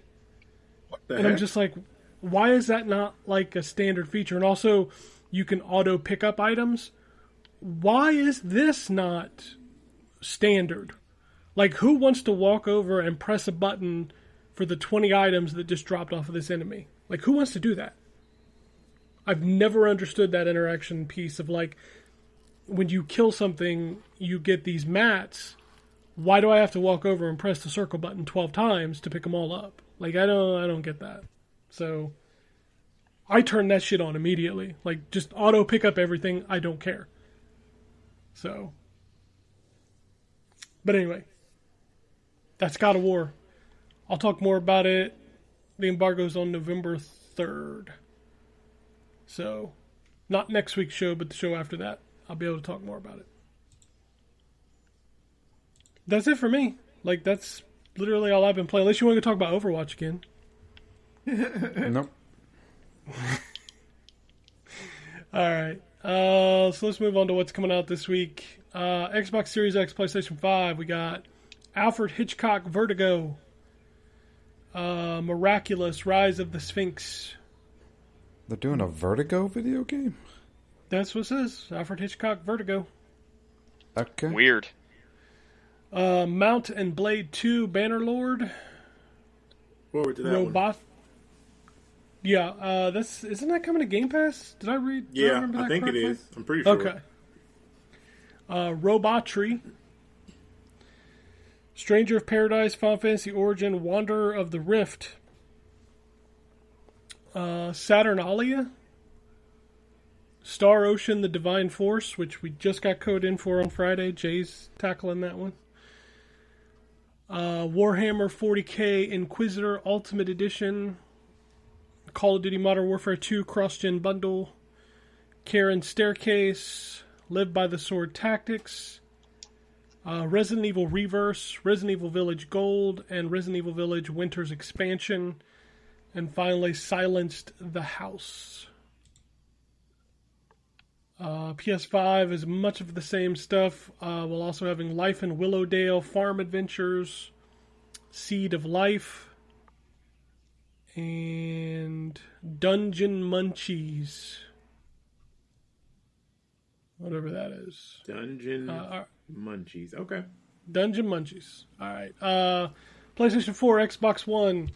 I am playing this game, but I can't tell you about it. Garbage Pail Kids, Mad Mike, and the Quest for Stale Gum. Yomawari, Lost in the Dark. Commandos 2 and 3 HD Remastered Double Pack. Rule Number 1.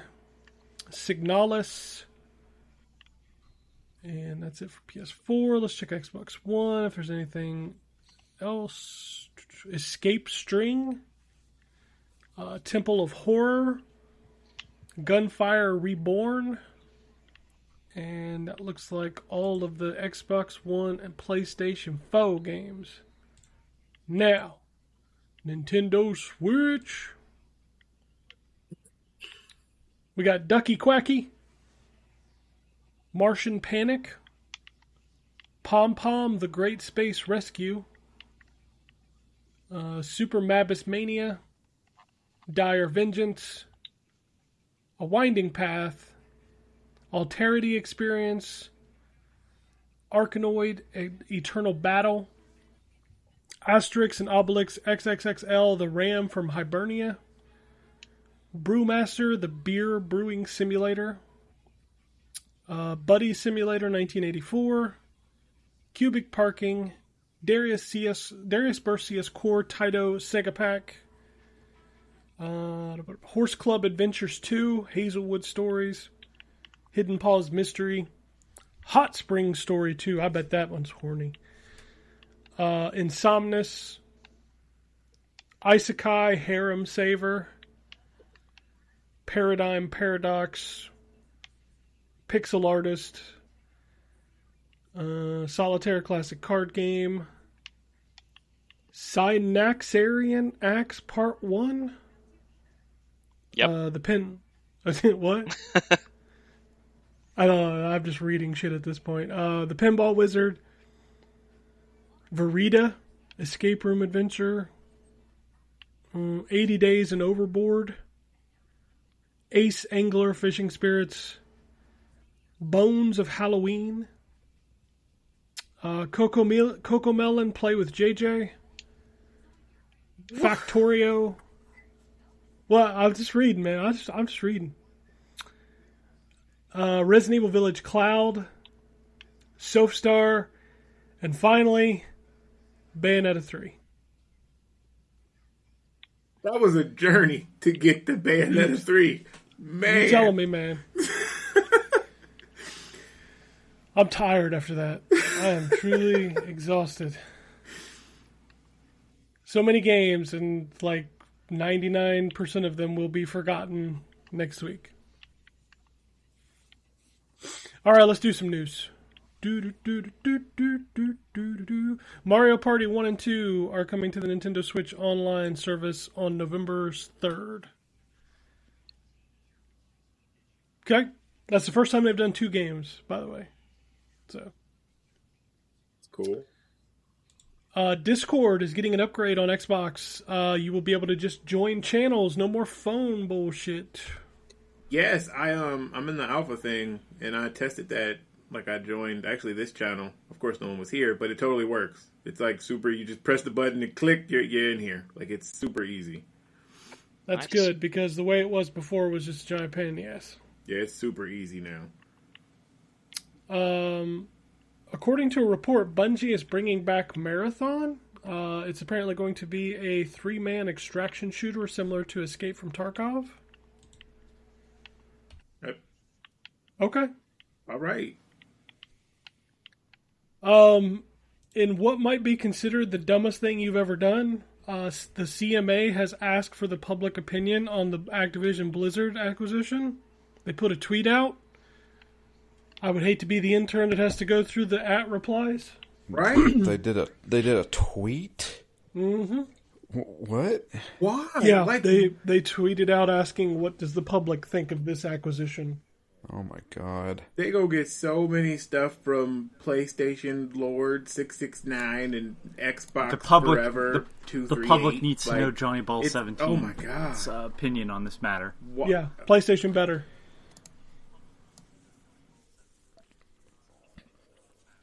Which is Remember just that time PlayStation better.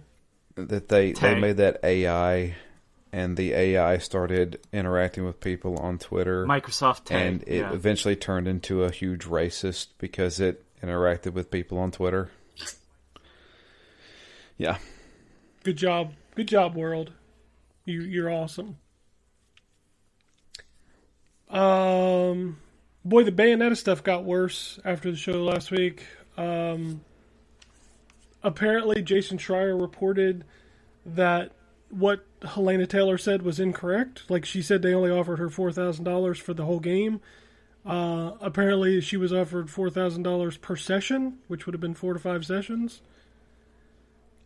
Dude, this has all just become he said, she said, and it's just nasty. Yeah. Where I land on this is I find it difficult to believe that this woman was going to blow up her professional life, her career, and take this stance if it wasn't actually true. There obviously is some truth to it, because I mean, ain't nobody going to be in no rush to hire her for anything anytime soon because of all this. Like, there's something that happened here that they did that was wrong, that she Also, felt was wasn't wrong, it that whatever. Jason But I Schreier mean, talked to someone I don't think anybody would take who these said that? sort of measures. So my issue with that is, and I'm not calling Jason Schreier a liar. Yes, I'm he had saying, a source. Yes. Okay, all right. Well, you can do that. My point is that, like, He I blocked don't really me. I give thought a I was shit liar. what Fuck that somebody guy. else says. You know what I mean? Like, let me see blocked that me. I don't give a that shit. agreement then, because as far as I'm concerned, right now we have somebody breaking an NDA and saying this is the reason why I'm not back. The other side going, oh, she's just lying, and the only proof is some guy that Jason Schreier says is legit saying that's not what happened. And it's like, okay, let me see the paperwork then. She's already broken NDA. Prove that she's a liar. Take her Right. to court. She broke NDA. Right? Yeah. Like, and yet I'm not seeing this, like, we're gonna have to take legal action because Exactly. she broke NDA. That's what I'm saying. Like, there's Like, that's weird to me. Like, this should be a bigger issue if she's really doing this stuff and lying about it, right? Because she's essentially defacing a company. It's saying, like, hey, Yep. look, they're and that's cheap, why, and they're Yep. this is the reason why I'm not back. And if she's lying, she's, basically slandering your company. Prove her wrong. But so far, nothing other than I have an uncle that works at Nintendo, as far as I'm concerned. So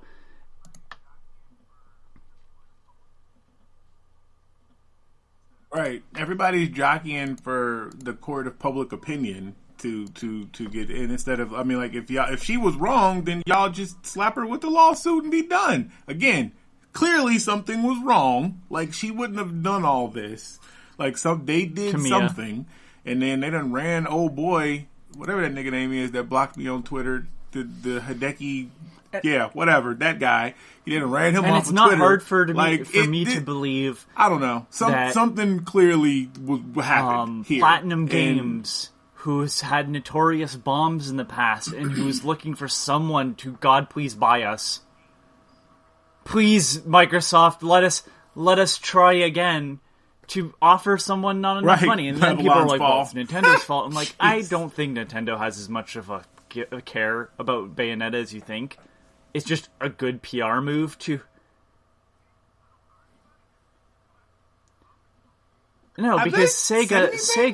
Sega Ken, owns the or character. anybody has Nintendo actually commented on any of this? Because I saw Platinum. No. Yeah, Sega. Yeah. Oh, I didn't realize Sega still Nope. owned it. Okay. Yeah, they never sold it. They're just basically renting it. God, I thought Nintendo owned. Man, so that means anybody could rent it and make. I hate to tell you Alright. this, but Bayonetta games don't sell. Yeah, just nobody wants to They just because, like Anthony said, it's literally just a PR move. Yeah, It's not. right. No, this one isn't. Oh, no, going I to, know. This one isn't going to sell gangbusters at all. Yeah. No, I know. I mean, I like the some of the best the first one. Oh my god, some of the best combat and like unlocking all the different weapons, the ice skates and all that stuff. Oh my god. Like I enjoy the combat in those games, but yeah, I know they're pretty niche, I think, is what that is. Mm-hmm. But go ahead, sorry. I don't know, man. I don't know. Well, that game's out this week. We'll see how the shit plays, or we may never see how the shit plays out. Who knows? All right, bye. Yeah. G4 TV is dead. Officially dead. Everybody's been fired. I don't know if you read the report on this. So, I didn't know this stuff, so I just learned this week. So, G4 TV was resurrected apparently by the son of the guy who owns, was it Cox or Comcast? Maybe Comcast. So like he's just got like infinite pockets of money. Apparently his office was modeled after like the Emperor's throne room. Like, yeah, and then he never legit. moved into it. Yeah. That's awesome. Like, come on, boys. There's a red flag here, and maybe you should have seen that. I mean, yeah, obviously, I don't want you go to the boss's office and it's in the Emperor's throne room. That's a problem. The red flag there, Yeah. just to make Yeah, it clear, yeah. the red flag is that this man doesn't know how to Speaking spend of his dumb money, decisions, apparently Mike. Oh, go right? Yeah, ahead. like, I don't give a shit how you decorate. If I walk in and it looks like a movie set, I'm going to be like, this is probably I mean, a there's company that that's too. not going to survive. Yeah. He basically was just like, I like video games. Yeah. Right. So I can easily just answer this. When they resurrected G4, they basically took a bunch of YouTubers who were successful and put them on a platform. What they were already doing was more successful than what G4 was doing. Like, G4 can't exist anymore because we have YouTube now. We have Twitch now. If you want to see that kind of content, you can see it anytime you want to. Like, G4 was successful in the And late 90s something and early like- 2000s because we didn't have YouTube where we could go watch stuff about And video something games. like the Tech Tips with Now Leah it's Laporte everywhere. or whatever Man, the that's a fuck really, it's called. yeah, it was Like, doomed that at the wouldn't start. exist nowadays Yeah. because I can just go to YouTube and some guy has made a video describing my exact problem. He's like, and here's how you fix it. Like, even video game content, like, can Yeah. Well, yeah, like they spent- no, go ahead. Game Grumps. That's not my thing. I watch somebody else, and like, I'm not shitting on Game Grumps. It's just like that Game Grumps on a TV channel where that is the only way to take in video game content works. But now I can just choose if I want to engage with it. It's not like the only option for game content.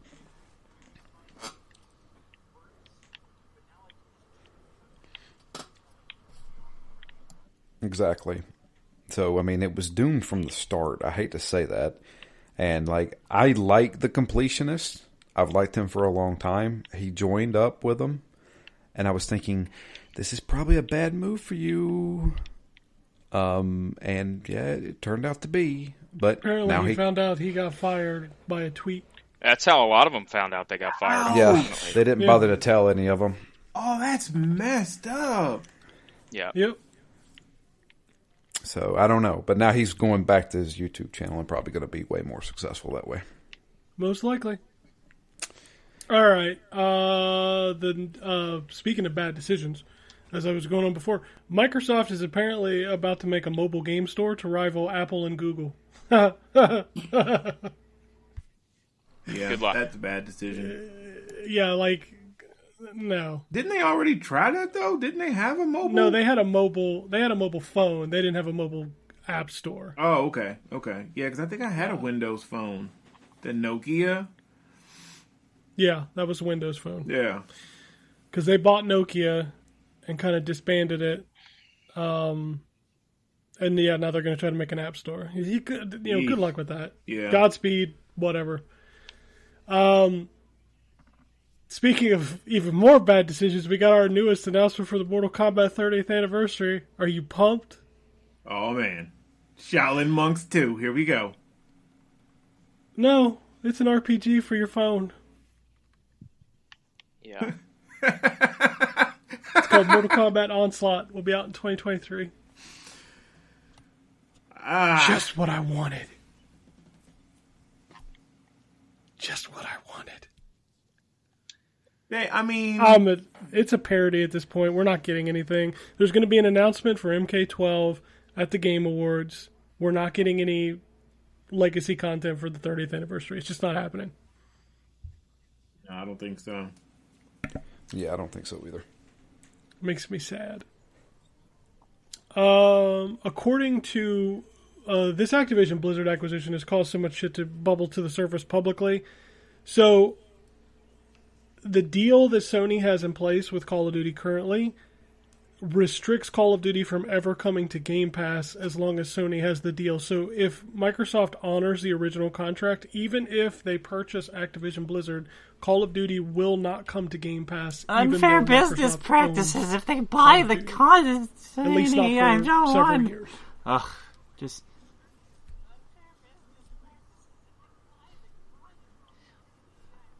So wait, but that means that this was a deal. This was in place before. yeah. Yes, Microsoft- this is Yes. in place now. No, not even just in case. So It's- Sony back when was it's like, okay just for in us to do case, it. We need to make sure. Yeah, Wow. Xbox 360, they got exclusive content with Call of Duty, so we're It's on going to buy purpose. that come PS4, and they did.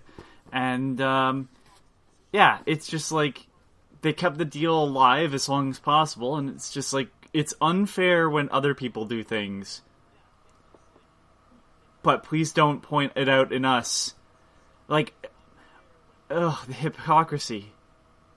Yeah, this is. Speaking of that, No, because I'm not on the internet. Speaking of that, Anthony, I don't know if y'all noticed a trend this week. There was an awful lot of PlayStation news this week that feels like should have been a showcase. Yeah. Huh, I wonder why there wasn't one. Maybe because, let's just go down the list. The DualSense Edge was announced, which, by the way, is out in January and is $199. That's the first one. I understand that one. Also, the Resident Evil Showcase was debuted on what YouTube channel? The PlayStation YouTube channel. Huh, interesting. Silent Hill news, which we'll go over in a minute. Silent Hill 2 I just remake like is to talk to the exclusive European PlayStation for a Business year. Commission and Huh. just be like, hey guys, this is not fair. Like, they can't play Activision. It's not fair to us. We can't compete.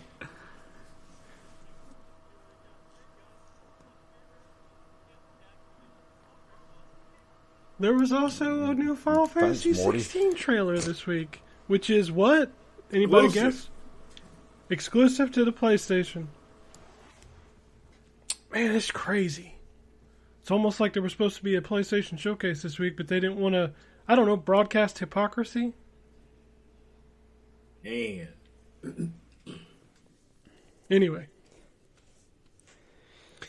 Let's talk about these two showcases real quick. Resident Evil, I mean, it's not much new. They showed the trailer for RE4 Remake, which looks fucking incredible.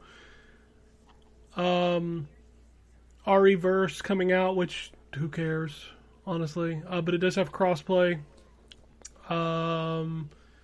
Third-person Resident Evil 8, which there was a demo dropped of that. I checked it out. Resident Evil 8 looks real good in third person. Yeah, I played the demo. It does.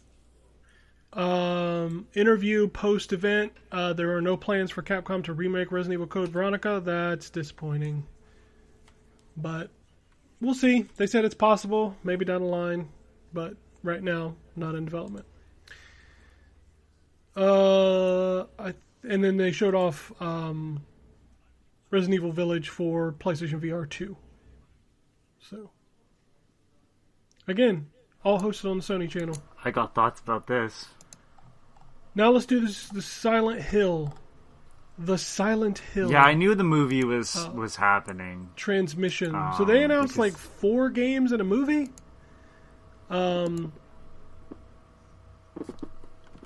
let me run down the games real quick. Yeah. We've got Silent Hill Townfall, which is developed by Stories Untold and Observation. We've got Return to Silent Hill, which is the movie directed by Christopher Gans. We've got Silent Hill Ascension. It's described as a live, real-time interactive series in which players watch together as the story plays out, and you can change the outcomes and be part of the scenes. Oh, God. It involves J.J. Abrams' Bad Robot Games and Dead by Daylight developer Behavior and DJ2 Entertainment. Okay, We've got... Oh, go ahead. No, go ahead. I'm just going to continue. So Silent Hill F is the new game. This is Silent Hill 5, essentially. It's a Silent Hill story set in 1960s Japan, written by Japanese visual novel specialist Ryukishi 07. No idea. And then finally, So- Silent Hill 2 Remake, exclusive to PlayStation 5, developed by Bloober Team. Hey, wait. The ones that did the Medium? Yes. Hold up. Hold up. So you mean when the Medium came out and all them PlayStation fans was clowning that team and whatever else, now that So, team is making their game exclusive for them? God, there's a lot too. Mm-hmm. Love So it. I Love it. looked up I love it. Ryukishi 07. I don't recognize any of the visual novels. Yeah, there's a lot to unpack. Like any of them. Doesn't mean that they're bad. I don't even recognize the artwork. Silent Hill Townfall. I like Stories Untold, and I like Observation a bit. There was some weird stuff towards the end. Felt like it was open for a sequel. I don't really know what the goal was, but it was a very interesting game. I'm interested to see what they do with it. The team has got some unique game ideas, so I think they'll do an interesting job regardless.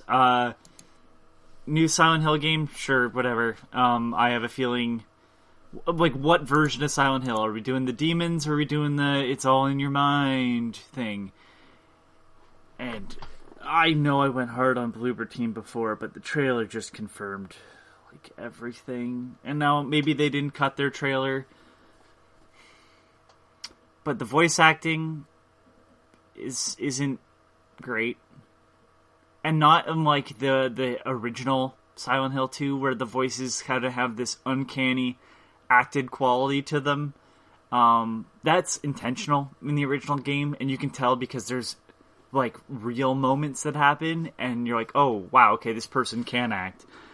Somehow the animation and the character design looks worse than a PS2 game, which is stunning to me. I didn't think it was possible. It's like, it's more detailed, but like the character doesn't look like James Sunderland doesn't look good in it.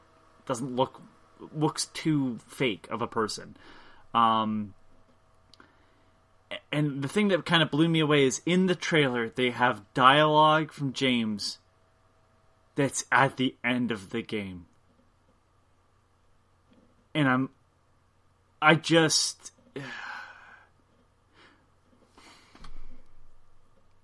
Nice. Can we just I mean, it's say spoiler. what it is then? It's a little late for spoilers on Silent Hill 2. Fuck it. You know. So the voice clip in the game is when he's confronting Dude, that Pyramid game came out in Head, what, two of them, technically, 2001? at the end. Come on, that's 21 years And ago. it's like, why the fuck is this playing during the trailer? What's the point of this game existing? I don't get it. And looking at money. I will give you a very good argument that I heard from a very hardcore from the fans' perspective. It is not easy to play Silent Hill 2 right now. The HD collection kinda sucks. The PC version is kind of broken. That I'm so going if you to want to argue play back Silent Hill against 2, that, you though, need to Ken. dig out This an is original not the Xbox version of or Silent original Hill 2 that PS2. people are going to play. And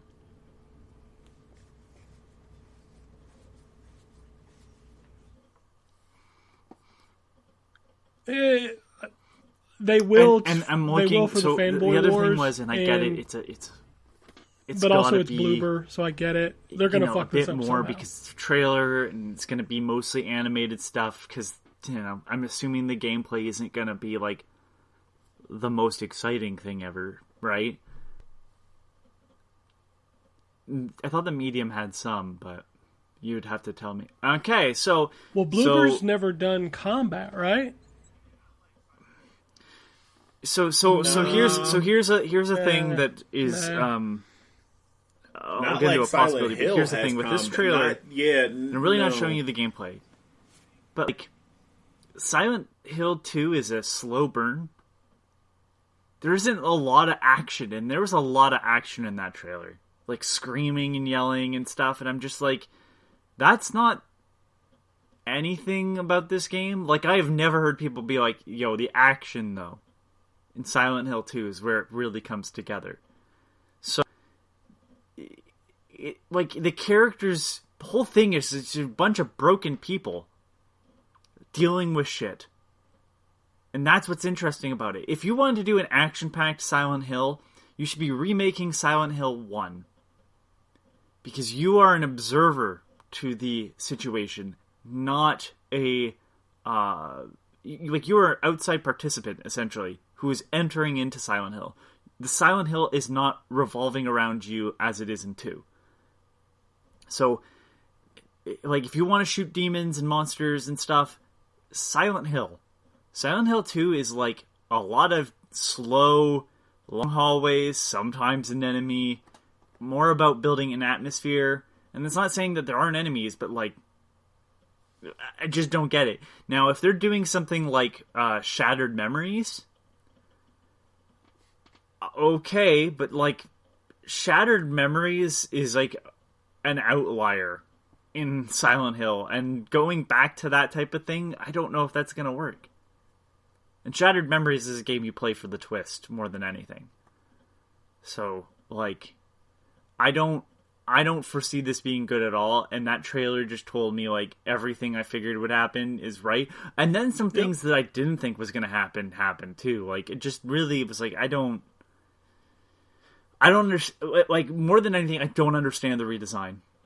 Like, it just doesn't look like the character. That character has existed for 20 plus years. And, like, I think people were more worried that Mario wasn't going to look like Mario in the Mario movie than they were. Like, I don't know. It's just a very odd like, what? Just, yeah. None of it makes sense to me. There's no reason why this makes sense. Like, just take the original game and have somebody that does good work port it. Ugh.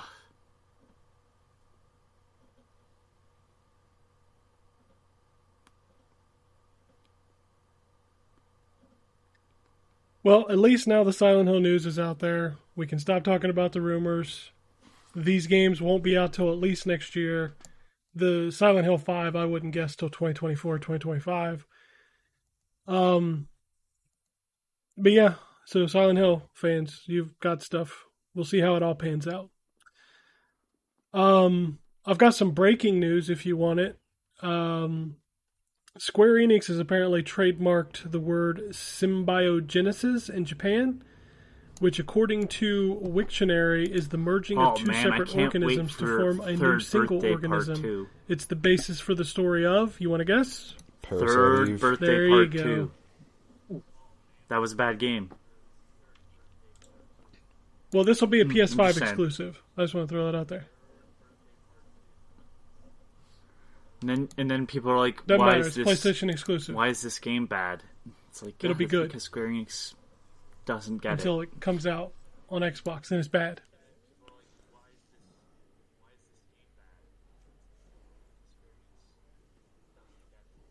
All right, a couple more quick news hits before we move on. Alan Wake The stealth mountain- dropped on the mountains aren't Nintendo loaded Switch, in? and I can see why they didn't promote it. Just Holy geometric shit, have you seen the shapes. Oh yeah, screenshots it and was the bad. I videos? thought you Oof. posted it in chat, it rough? Ken. Oh, but it's bad. probably got. Yeah. Oh God.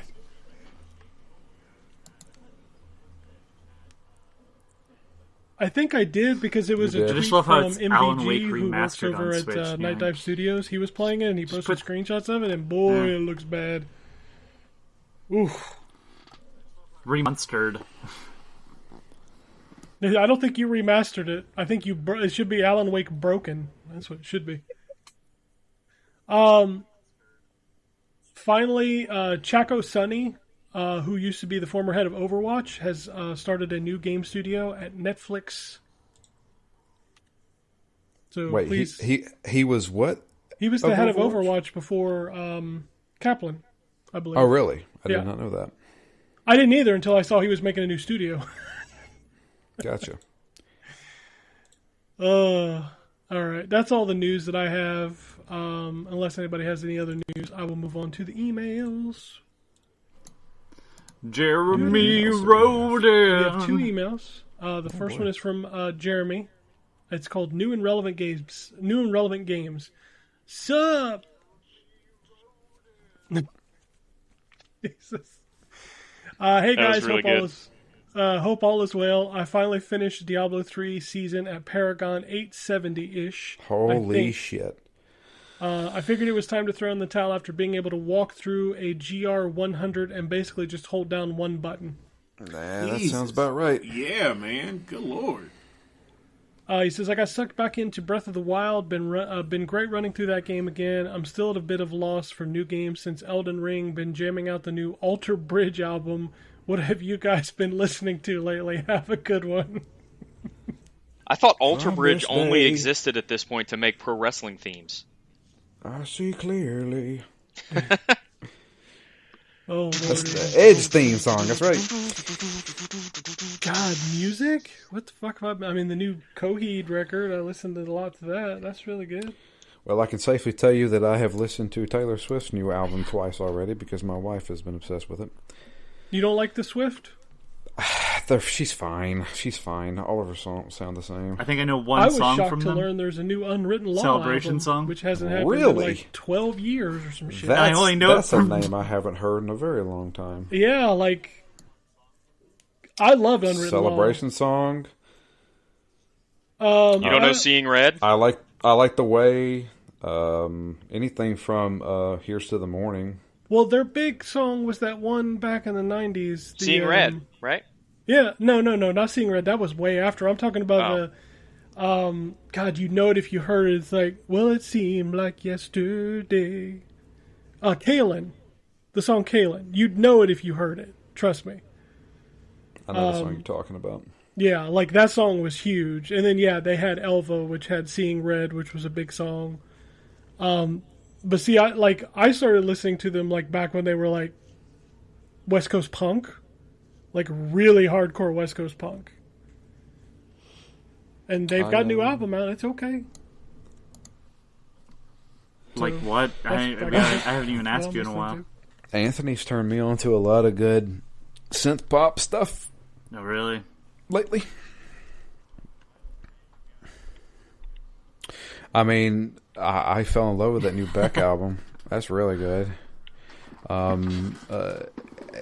Gosh, hang on a second. Let me bring up everything I starred on my Spotify that you sent me. Oh yeah. And this is stuff that I've never heard of before, so you guys may have never heard of it either. Big Kinda Wild. friendly with My him. wife loves Big Wild now, man. Big Wild is so fucking good. Hot Chip, Mystery Skulls. I absolutely adore Mystery Skulls. Whenever Oh, wow, that's whenever what somebody a weird mentions one back, to pull. the first thing that Not comes loser, into my head really? is, "Where you want Fucking to be with my me head. when we will see who's fucking with my head." Dude, that no, not loser. It's that song. 2 from Mellow The Gold. fucking with my Goddamn. burr, burr, burr, burr. I love that song. You'd probably that like, and Truck Driving Neighbors Downstairs. Those are like my 2 favorite songs. Met him. Very nice. I love Mellow Gold. It's a great album. Big Black Delta is another good one. Shit. No, his As is far as, classic like, rock. I mean, I still listen to my classic 38 rock special and yeah. What's Spotify playlist. Drew, he sends classic me a, rock he sends now me a is message. totally different. I Like, So know. I found an Yours artist is like Like, 70s classic. called Kim Mitchell. Oh, He has a okay. song called Go Yeah, You no, Soda. like I've Dude, when you send that to me, yes, but when you send that to me, I'm like, you didn't know that? Because he's Canadian. So I've so known funny. that song forever. But it rocks. No, but that song gets played. No. That song gets played. so a you lot know all because the it's artists in, Canadian. in It's in Canada the Trailer now? Park Like Boys. y'all are just it's like on a in first name Canada, basis. all over the place. So Canada. Up.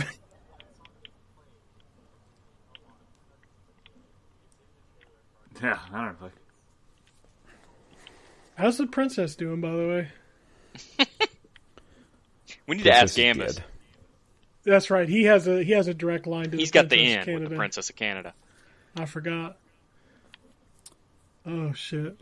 But yeah, no, my classic rock is like, Journey, 38 Special, Foreigner, You Styx. a Boston man? I love me some Boston. I do love me some Boston. I got Grand Funk Railroad, Doobie Brothers, Tom Petty and the Heartbreakers, Bad Company, Aerosmith, Steve Miller, Steppenwolf, Steely you- Dan, And you are straight up like fucking yeah.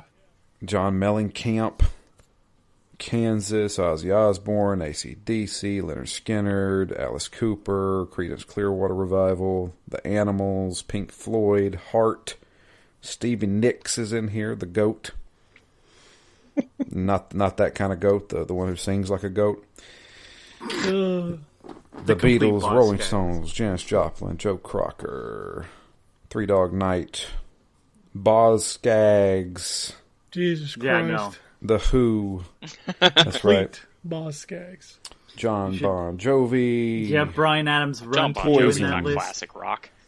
It is to me. I mean, at this point, Nirvana is classic rock, right? It's I don't true. know. if That's you know- true. What I rock got- do you? I got the Cars, Billy Joel, Bob Seger, which, I mean, if I'm being honest, Bob Seger is probably one of my favorite bands of all time. Not the Silver Bullet Band? I mean, all of it. You celebrate his entire catalog. That's right. ELO, Huey Lewis, What about the News? and the News. The Fabulous Thunderbirds. Granted, there's only 2 songs I like by them. Hey, that's fine. Stevie Ray Vaughan, The Grateful Dead. Oh, I ZZ can't. Top. I can't do the Dead. Get the Dead out of here. There's a few good ones they got. Just get to trucking. Get out of here. I don't want it. Dire Straits, T-Rex, David Bowie, Blue Oyster Cult. I mean, you listening to all that this week? I mean, yeah, I listen to this album constantly. Ugh. So here's the thing: I've got Guns N' Oh, Roses. no, on this. Do Motley you consider Crue Guns N' sucks. Roses a classic rock? Fuck right, band? I do. That shit's old. I I've do got not. Dude, Motley he Crue sounded on like here. that always. Listen to Kickstart My Heart. I hate to be the before- bearer of bad news. Before he started singing like that. Bands You from fucking- the 80s and 90s have now been making music for 40 years, so... Yeah, they're pow. You sound like Bob Dylan. Don't forget, dude, go listen to those two videos I've sent you a million times. He's trying to sound like Bob Dylan. Montrose is not how you pronounce that name. I got Judas Priest. I got Montrose. Triumph. Montrose. Extreme. Vince Neil. Vince Or however you Neil pronounce it. sounds like Montrose. two cats fucking. I hope you have that While song falling that down ruined the his stairs. career. Billy. Give me a song. Give me a Billy second. Squire. That's Is that the subtitle one for where the he's show. dancing Two in the cats apartment? fucking falling down the stairs. Oh, the video, What, the Billy music Squire? video is the worst. Lonely as Yeah, the that night. killed a career. Oh, I have no idea.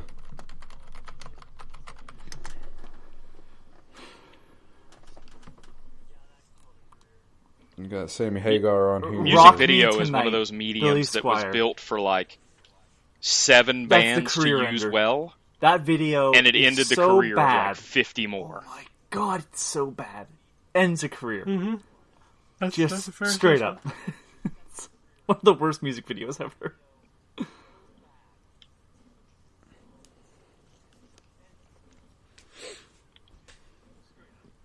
You got Thin Lizzy, Eagles, Which Don Henley is Lady Boys' Money.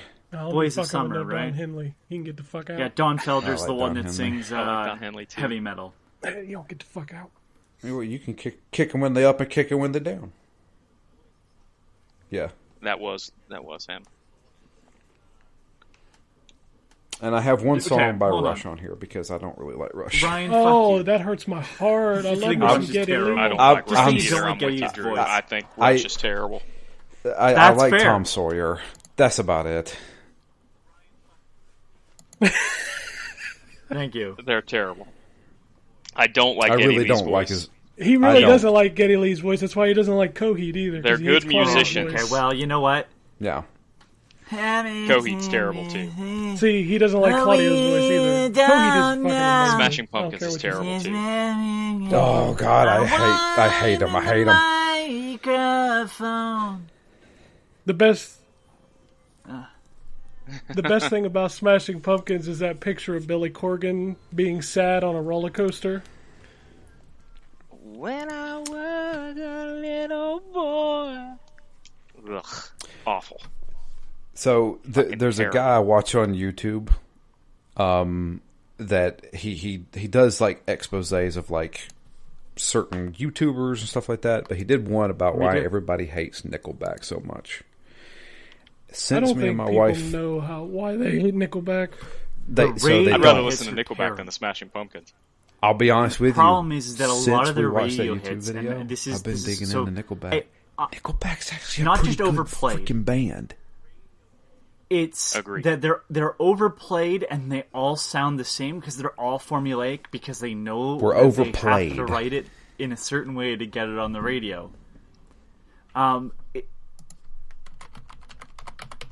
No, I don't. In fact, I should hate them more because everybody's going, Nickelback sucks. Yeah, Anthony they're Canadian. just and has to there's stick up for rules in Nickelback 'cause Canada they're to Canadian. radio play that means they have to play a certain amount of Canadian content every hour. So I get stuck listening to Nickelback more than any of you fuckers. So don't. Dude, Nickelback sucks. Yeah? Come and live in Canada, you fuckface.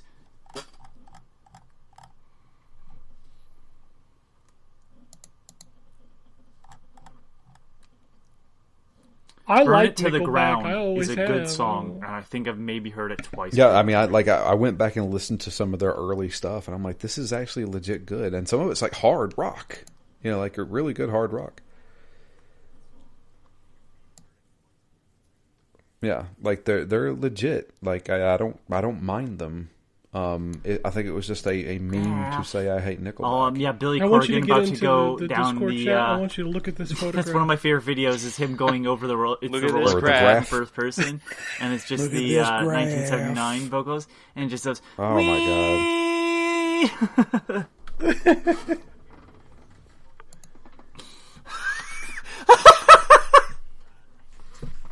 Yeah. That's the biggest cry for help. Oh He my looks God. like how I feel right now. I'm sorry, Drew. Current owner That should be of NWA Wrestling. that's our by the way. picture. No, That's I our didn't, picture. because I already wrote, That's our like, picture I for the, sent it for to the us show. in chat. Oh, so I'd jeez. have to All right, let's do scroll one up. more email.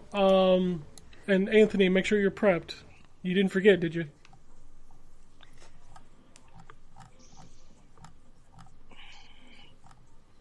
All right. The next email comes from Antonio. He says, "Why is everything a lie?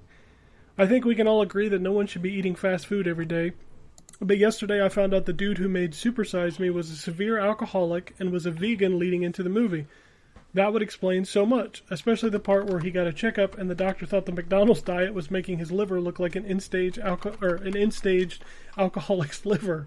No. I'm no expert, but I'm pretty sure you don't just quit being a vegan cold turkey, pun intended, and dive straight into 3 meat meals a day. No wonder he was Yeah, throwing Morgan up." Spurlock. Fun is fact not, about that guy: since that Super Size Me came Morgan out, there's been Spurlock, multiple like, scientists who have what's his tried to name there, the recreate guy, his results. Fahrenheit They cannot 9/11. do it. Michael They Moore. They make interesting documentaries, but they're so skewed that I'm not going to tell you. Like, so, just because I brought up Michael Michael Moore Moore. and Fahrenheit 9/11. Yeah. Bowling for Columbine. They leave a lot out Yeah. about the kid that started Columbine. He's not a victim in the sense that they portray this kid. I know that's not the main focus, but it is part of the focus. Like, when he's talking to now disgraced musician Marilyn Manson, and Marilyn Manson was like, "I just talked to the kids" or whatever. Well, that's all fine and dandy, but like, this kid was getting into white supremacy and shit. Like, he was starting not in the place where you think, oh, he's just a victim of bullying. No, not really. And I know that, again, that's not the main focus, No. but it's like, that is something that they portrayed, and like, it's stuck around for a long time, and it's like, only once people like really started digging into it, a decade later or whatever, it's like, yeah, no, that's not really who that person was. Again, an interesting documentary is hard to make while being objectively truthful. All right.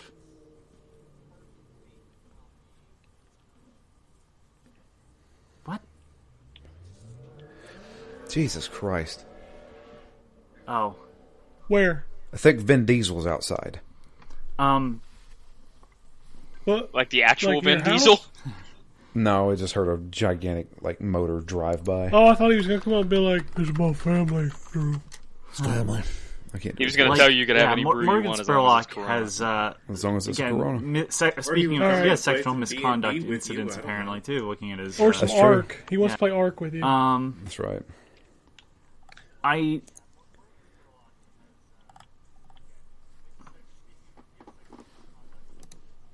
Oh, wonderful. Shocking. The Super Size Me thing, though, I will say, like I've seen studies do it where they've done it and people have actually lost weight. When it comes to losing weight, it's really about portions more than anything. If you want to eat McDonald's, you can eat McDonald's, but don't gorge yourself on it. Yeah. You know what I mean? And so, and it really is all about the portion. Now, granted, yes, if you eat a hamburger every day rather than maybe some vegetables, yeah, that's probably not going to be very healthy for you. But as long as you portion your stuff out, all weight loss is calorie in and calorie out. So if you burn more calories a day than you take in, you're going to lose weight, guaranteed. All right, finish up the email. He says, at least the movie made McDonald's end their supersize option immediately after the movie's viral release, even though they won't admit the movie was the reason. This is right up there with me finding out Pimp My Ride didn't even Pimp My actually Ride fix the gets cars better. they had on the show, or They when I would found out that also, those people like, here's on a TV in the HGTV back of your car. As home soon as buying those shows cameras already came off, bought a those home TVs beforehand. exited that Just vehicle and they absolute left your trash. vehicle like fucking just like a shithole, because now you have a spot where a television's supposed to be that just doesn't have anything, and yep. It's Came out.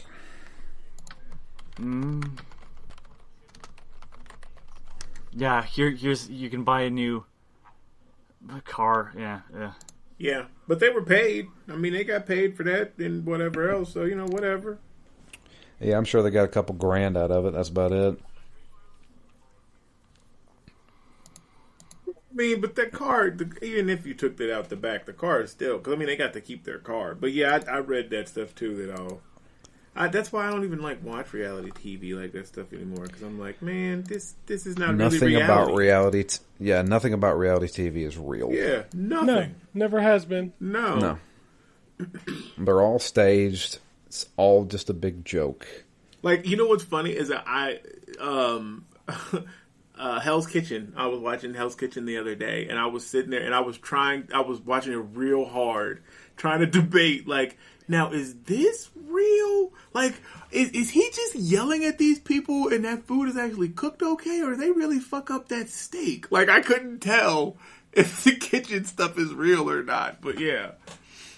A lot of it's ADR'd over, and they're not actually saying it in that scene. Oh yeah, I show my wife that all the time. I tell her that they edit this stuff, and they just do the voiceover to make it look like this is what's happening or whatever. It's not that serious as they try to make it look like. No, it's all about drama. It's no different than when you go on Twitter and you see all these people about their video games, I'm not doing this, I'm boycotting, and that motherfucker was playing that game the next day. It's all drama. Right, you're right. Angry Joe's videos are a perfect example of a dude that's just he spends an hour being pissed off about something that is way too much energy, and he's doing it for show. That's what it's for. Yeah, I got you. I don't know. But yeah, reality stuff is never real. As far as documentaries go, some of them are really good, but some of them are skewed due to agendas. I mean, everybody, when you do a documentary, sometimes you are doing. I was going to say, I was trying to find the name of it again. I'm like, it's Dear Somebody. That one. But I've seen some hard hitting documentaries before that wrecked me. You're going to have a rough. If you've never seen Dear Zachary, hold there's on to your butts if you watch on that. YouTube made by if people. you watch that, hold on to if you your want something butts, a little man. bit funnier, there's Internet Historian, Holy crap, and that even made he me will and my admit, wife we cry. cut that from it. One, it just doesn't flow with the narrative. Two, we didn't think it was as important. Talking mostly about his Cost of Concordia documentary, which is done to be humorous, but he is telling the story of the Concordia sinking. And he said we had this whole thing worked out, and when we do it just didn't work like we people thought it dying would. People died at that. So that's the other thing too, for example, there's a movie that I like and hate at the same time called Koya Niskatsi. It is a documentary in a sense, but it doesn't have any dialogue. It's only got Philip Glass music playing. And it's Jeffrey Raggio. I believe he was the cinematographer for Francis Ford Coppola. And it's just basically this big documentation of life in the years that it was filmed. But the editing is done in such a way that it is still giving you some sense of narrative. They specifically chose to film what they chose to film. You can't escape bias. The problem is how much of that bias are you trying to obscure? Even something which I loved, I did think it was interesting, the Unsolved Mysteries revival on Netflix. They leave some of the information off of some of those episodes, because when you include it, it's that kind of, obfuscates what they wanted to send out, which was this seems too weird for this man to have just died like this, but at the same time, you don't include certain information, and that other information makes it seem that is absolutely possible that he died by accident or whatever. I think the best example is Making a Murder. Go and listen to the as much as do I think there's some problems with the law system? Absolutely, I did need a documentary. It makes for good television. That's the thing. Know that. But listen to the prosecutor talk. He's done plenty of interviews. He's called them out. Like, you didn't include this, you didn't include that. And he has the evidence. Like, this happened in court. He's like, you didn't include this evidence because it absolutely proves my point. And his thing is, like, I'm just doing my job. If I don't get the guy that we have the evidence for, I look bad. You tell me I'm doing a bad job. So it is fascinating to see that stuff when it comes through. But yeah, you should look at every documentary with some sense of, like, what's the goal here? And Morgan Spurlock is has sort of moved away from that type of stuff for the most part. He did a documentary on rat infestations in cities. What's the bias there? What's the other side of the story? Anti-rat? I don't, that's, yeah. And then he did a Super Size Me Too. This was the last documentary he did. But instead of kind of going after the business side of things, he opens his own restaurant. It's a pro-rat and bias. just kind of talks about the poultry industry in general. And, you can actually find out from farmers that are not part of, like, the big five or whatever it is that, like, yeah, no, they really try to push you out of the market so you cannot sell your product to anybody. And that was kind of the point of that documentary. But it's like, again, biases that, he's going with the small farmers. So, even if it's a good bias, it's still a bias.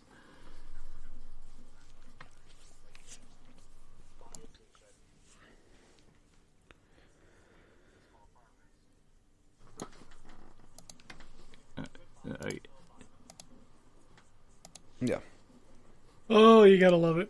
All right, that's all the emails I have. I don't have any tweets. We, though, do have free games to give away. So we have 2 codes for Xbox, 2 codes for PlayStation, and 2 codes for PC, Steam I should have Edition looked for up the the Eternal Cylinders because that Twitter game is page. weird and Give me a rad as second fuck. here. That was bad on me. So, Anthony, what does everybody got to do to get some free games? Yeah, okay, so at N4G Radio, at Eternal Cylinder, I want diagrams of other large geometric shapes and how they would destroy the world. Radio Obviously, Cylinder has been taken, at. but we need to prepare for all types of shapes that might destroy us.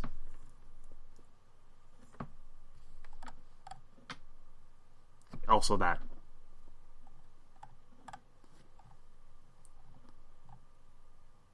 It honestly, that yes, would be a and also lot make of sure you stuff to, follow up know with if it letting could me run know on which Switch, to be system. honest with you. Yes, I have 2 for each. 2 for each platform. Sorry, this game is not on Switch. The Eternal Cylinder is that much more eternal now. I mean, like, that is one thing I have gush about and this game just got a again, next sorry. gen patch too, so it that is now one takes thing that was advantage so cool. of Is just looking PS5 down, and and Series the X. cylinder just runs out of Isleheim, Fucking like, right just it is. disappears into the distance. Just a forewarning to anyone who's like, that sounds interesting. Yeah, the game's really got some weird, messed up visuals. It's weird. Prepare yourself.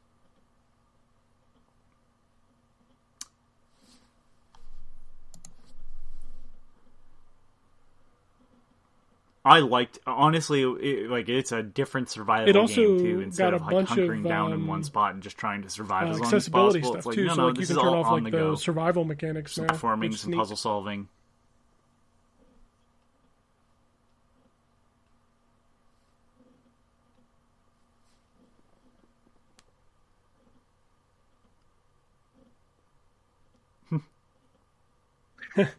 Jess Corden from Windows Central just retweeted the Symbiogenesis Parasite Eve tweet, basically saying the same thing. He's like, new PlayStation exclusive about to drop. Fire. Oh, it's not even a joke at this point. I'm It's just looking at my fucking Eternal truth, Cylinder man. review just so I can give you Jesus. some points on it. I gave it a 9, everybody. But, you know, the Activision acquisition it is is the most totally alien unfair. thing you'll see. How will PlayStation I love survive? mutating the trebums, is what they're called. Little snouted, little Yes. two-legged things. Very interesting story. Constant forward momentum is different for survival games. Some neat puzzles, minor platforming. Nightmarish servants are some of the best enemy designs.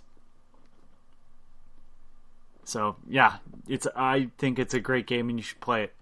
And now you can win a copy.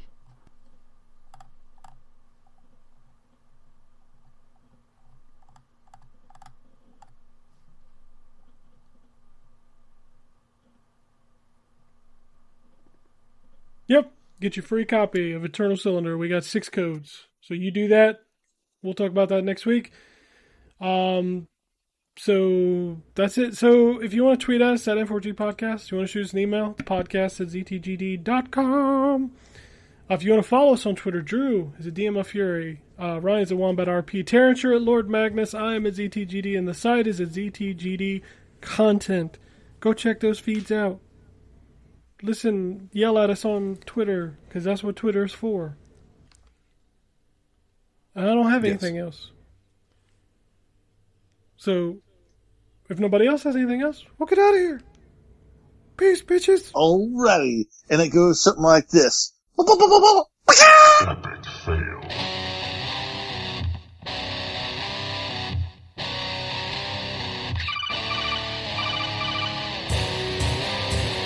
Welcome to the N4G Podcast.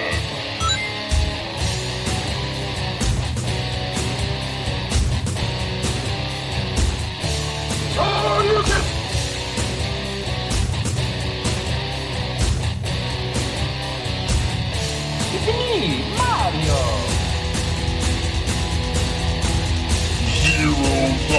This is going to be a very interesting episode.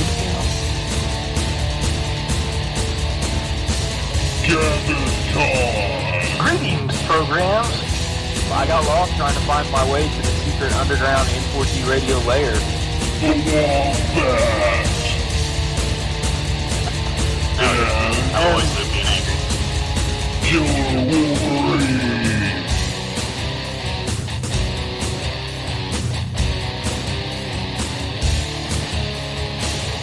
Play games, not consoles. No fanboys allowed. And then I killed the dragon. 8.0.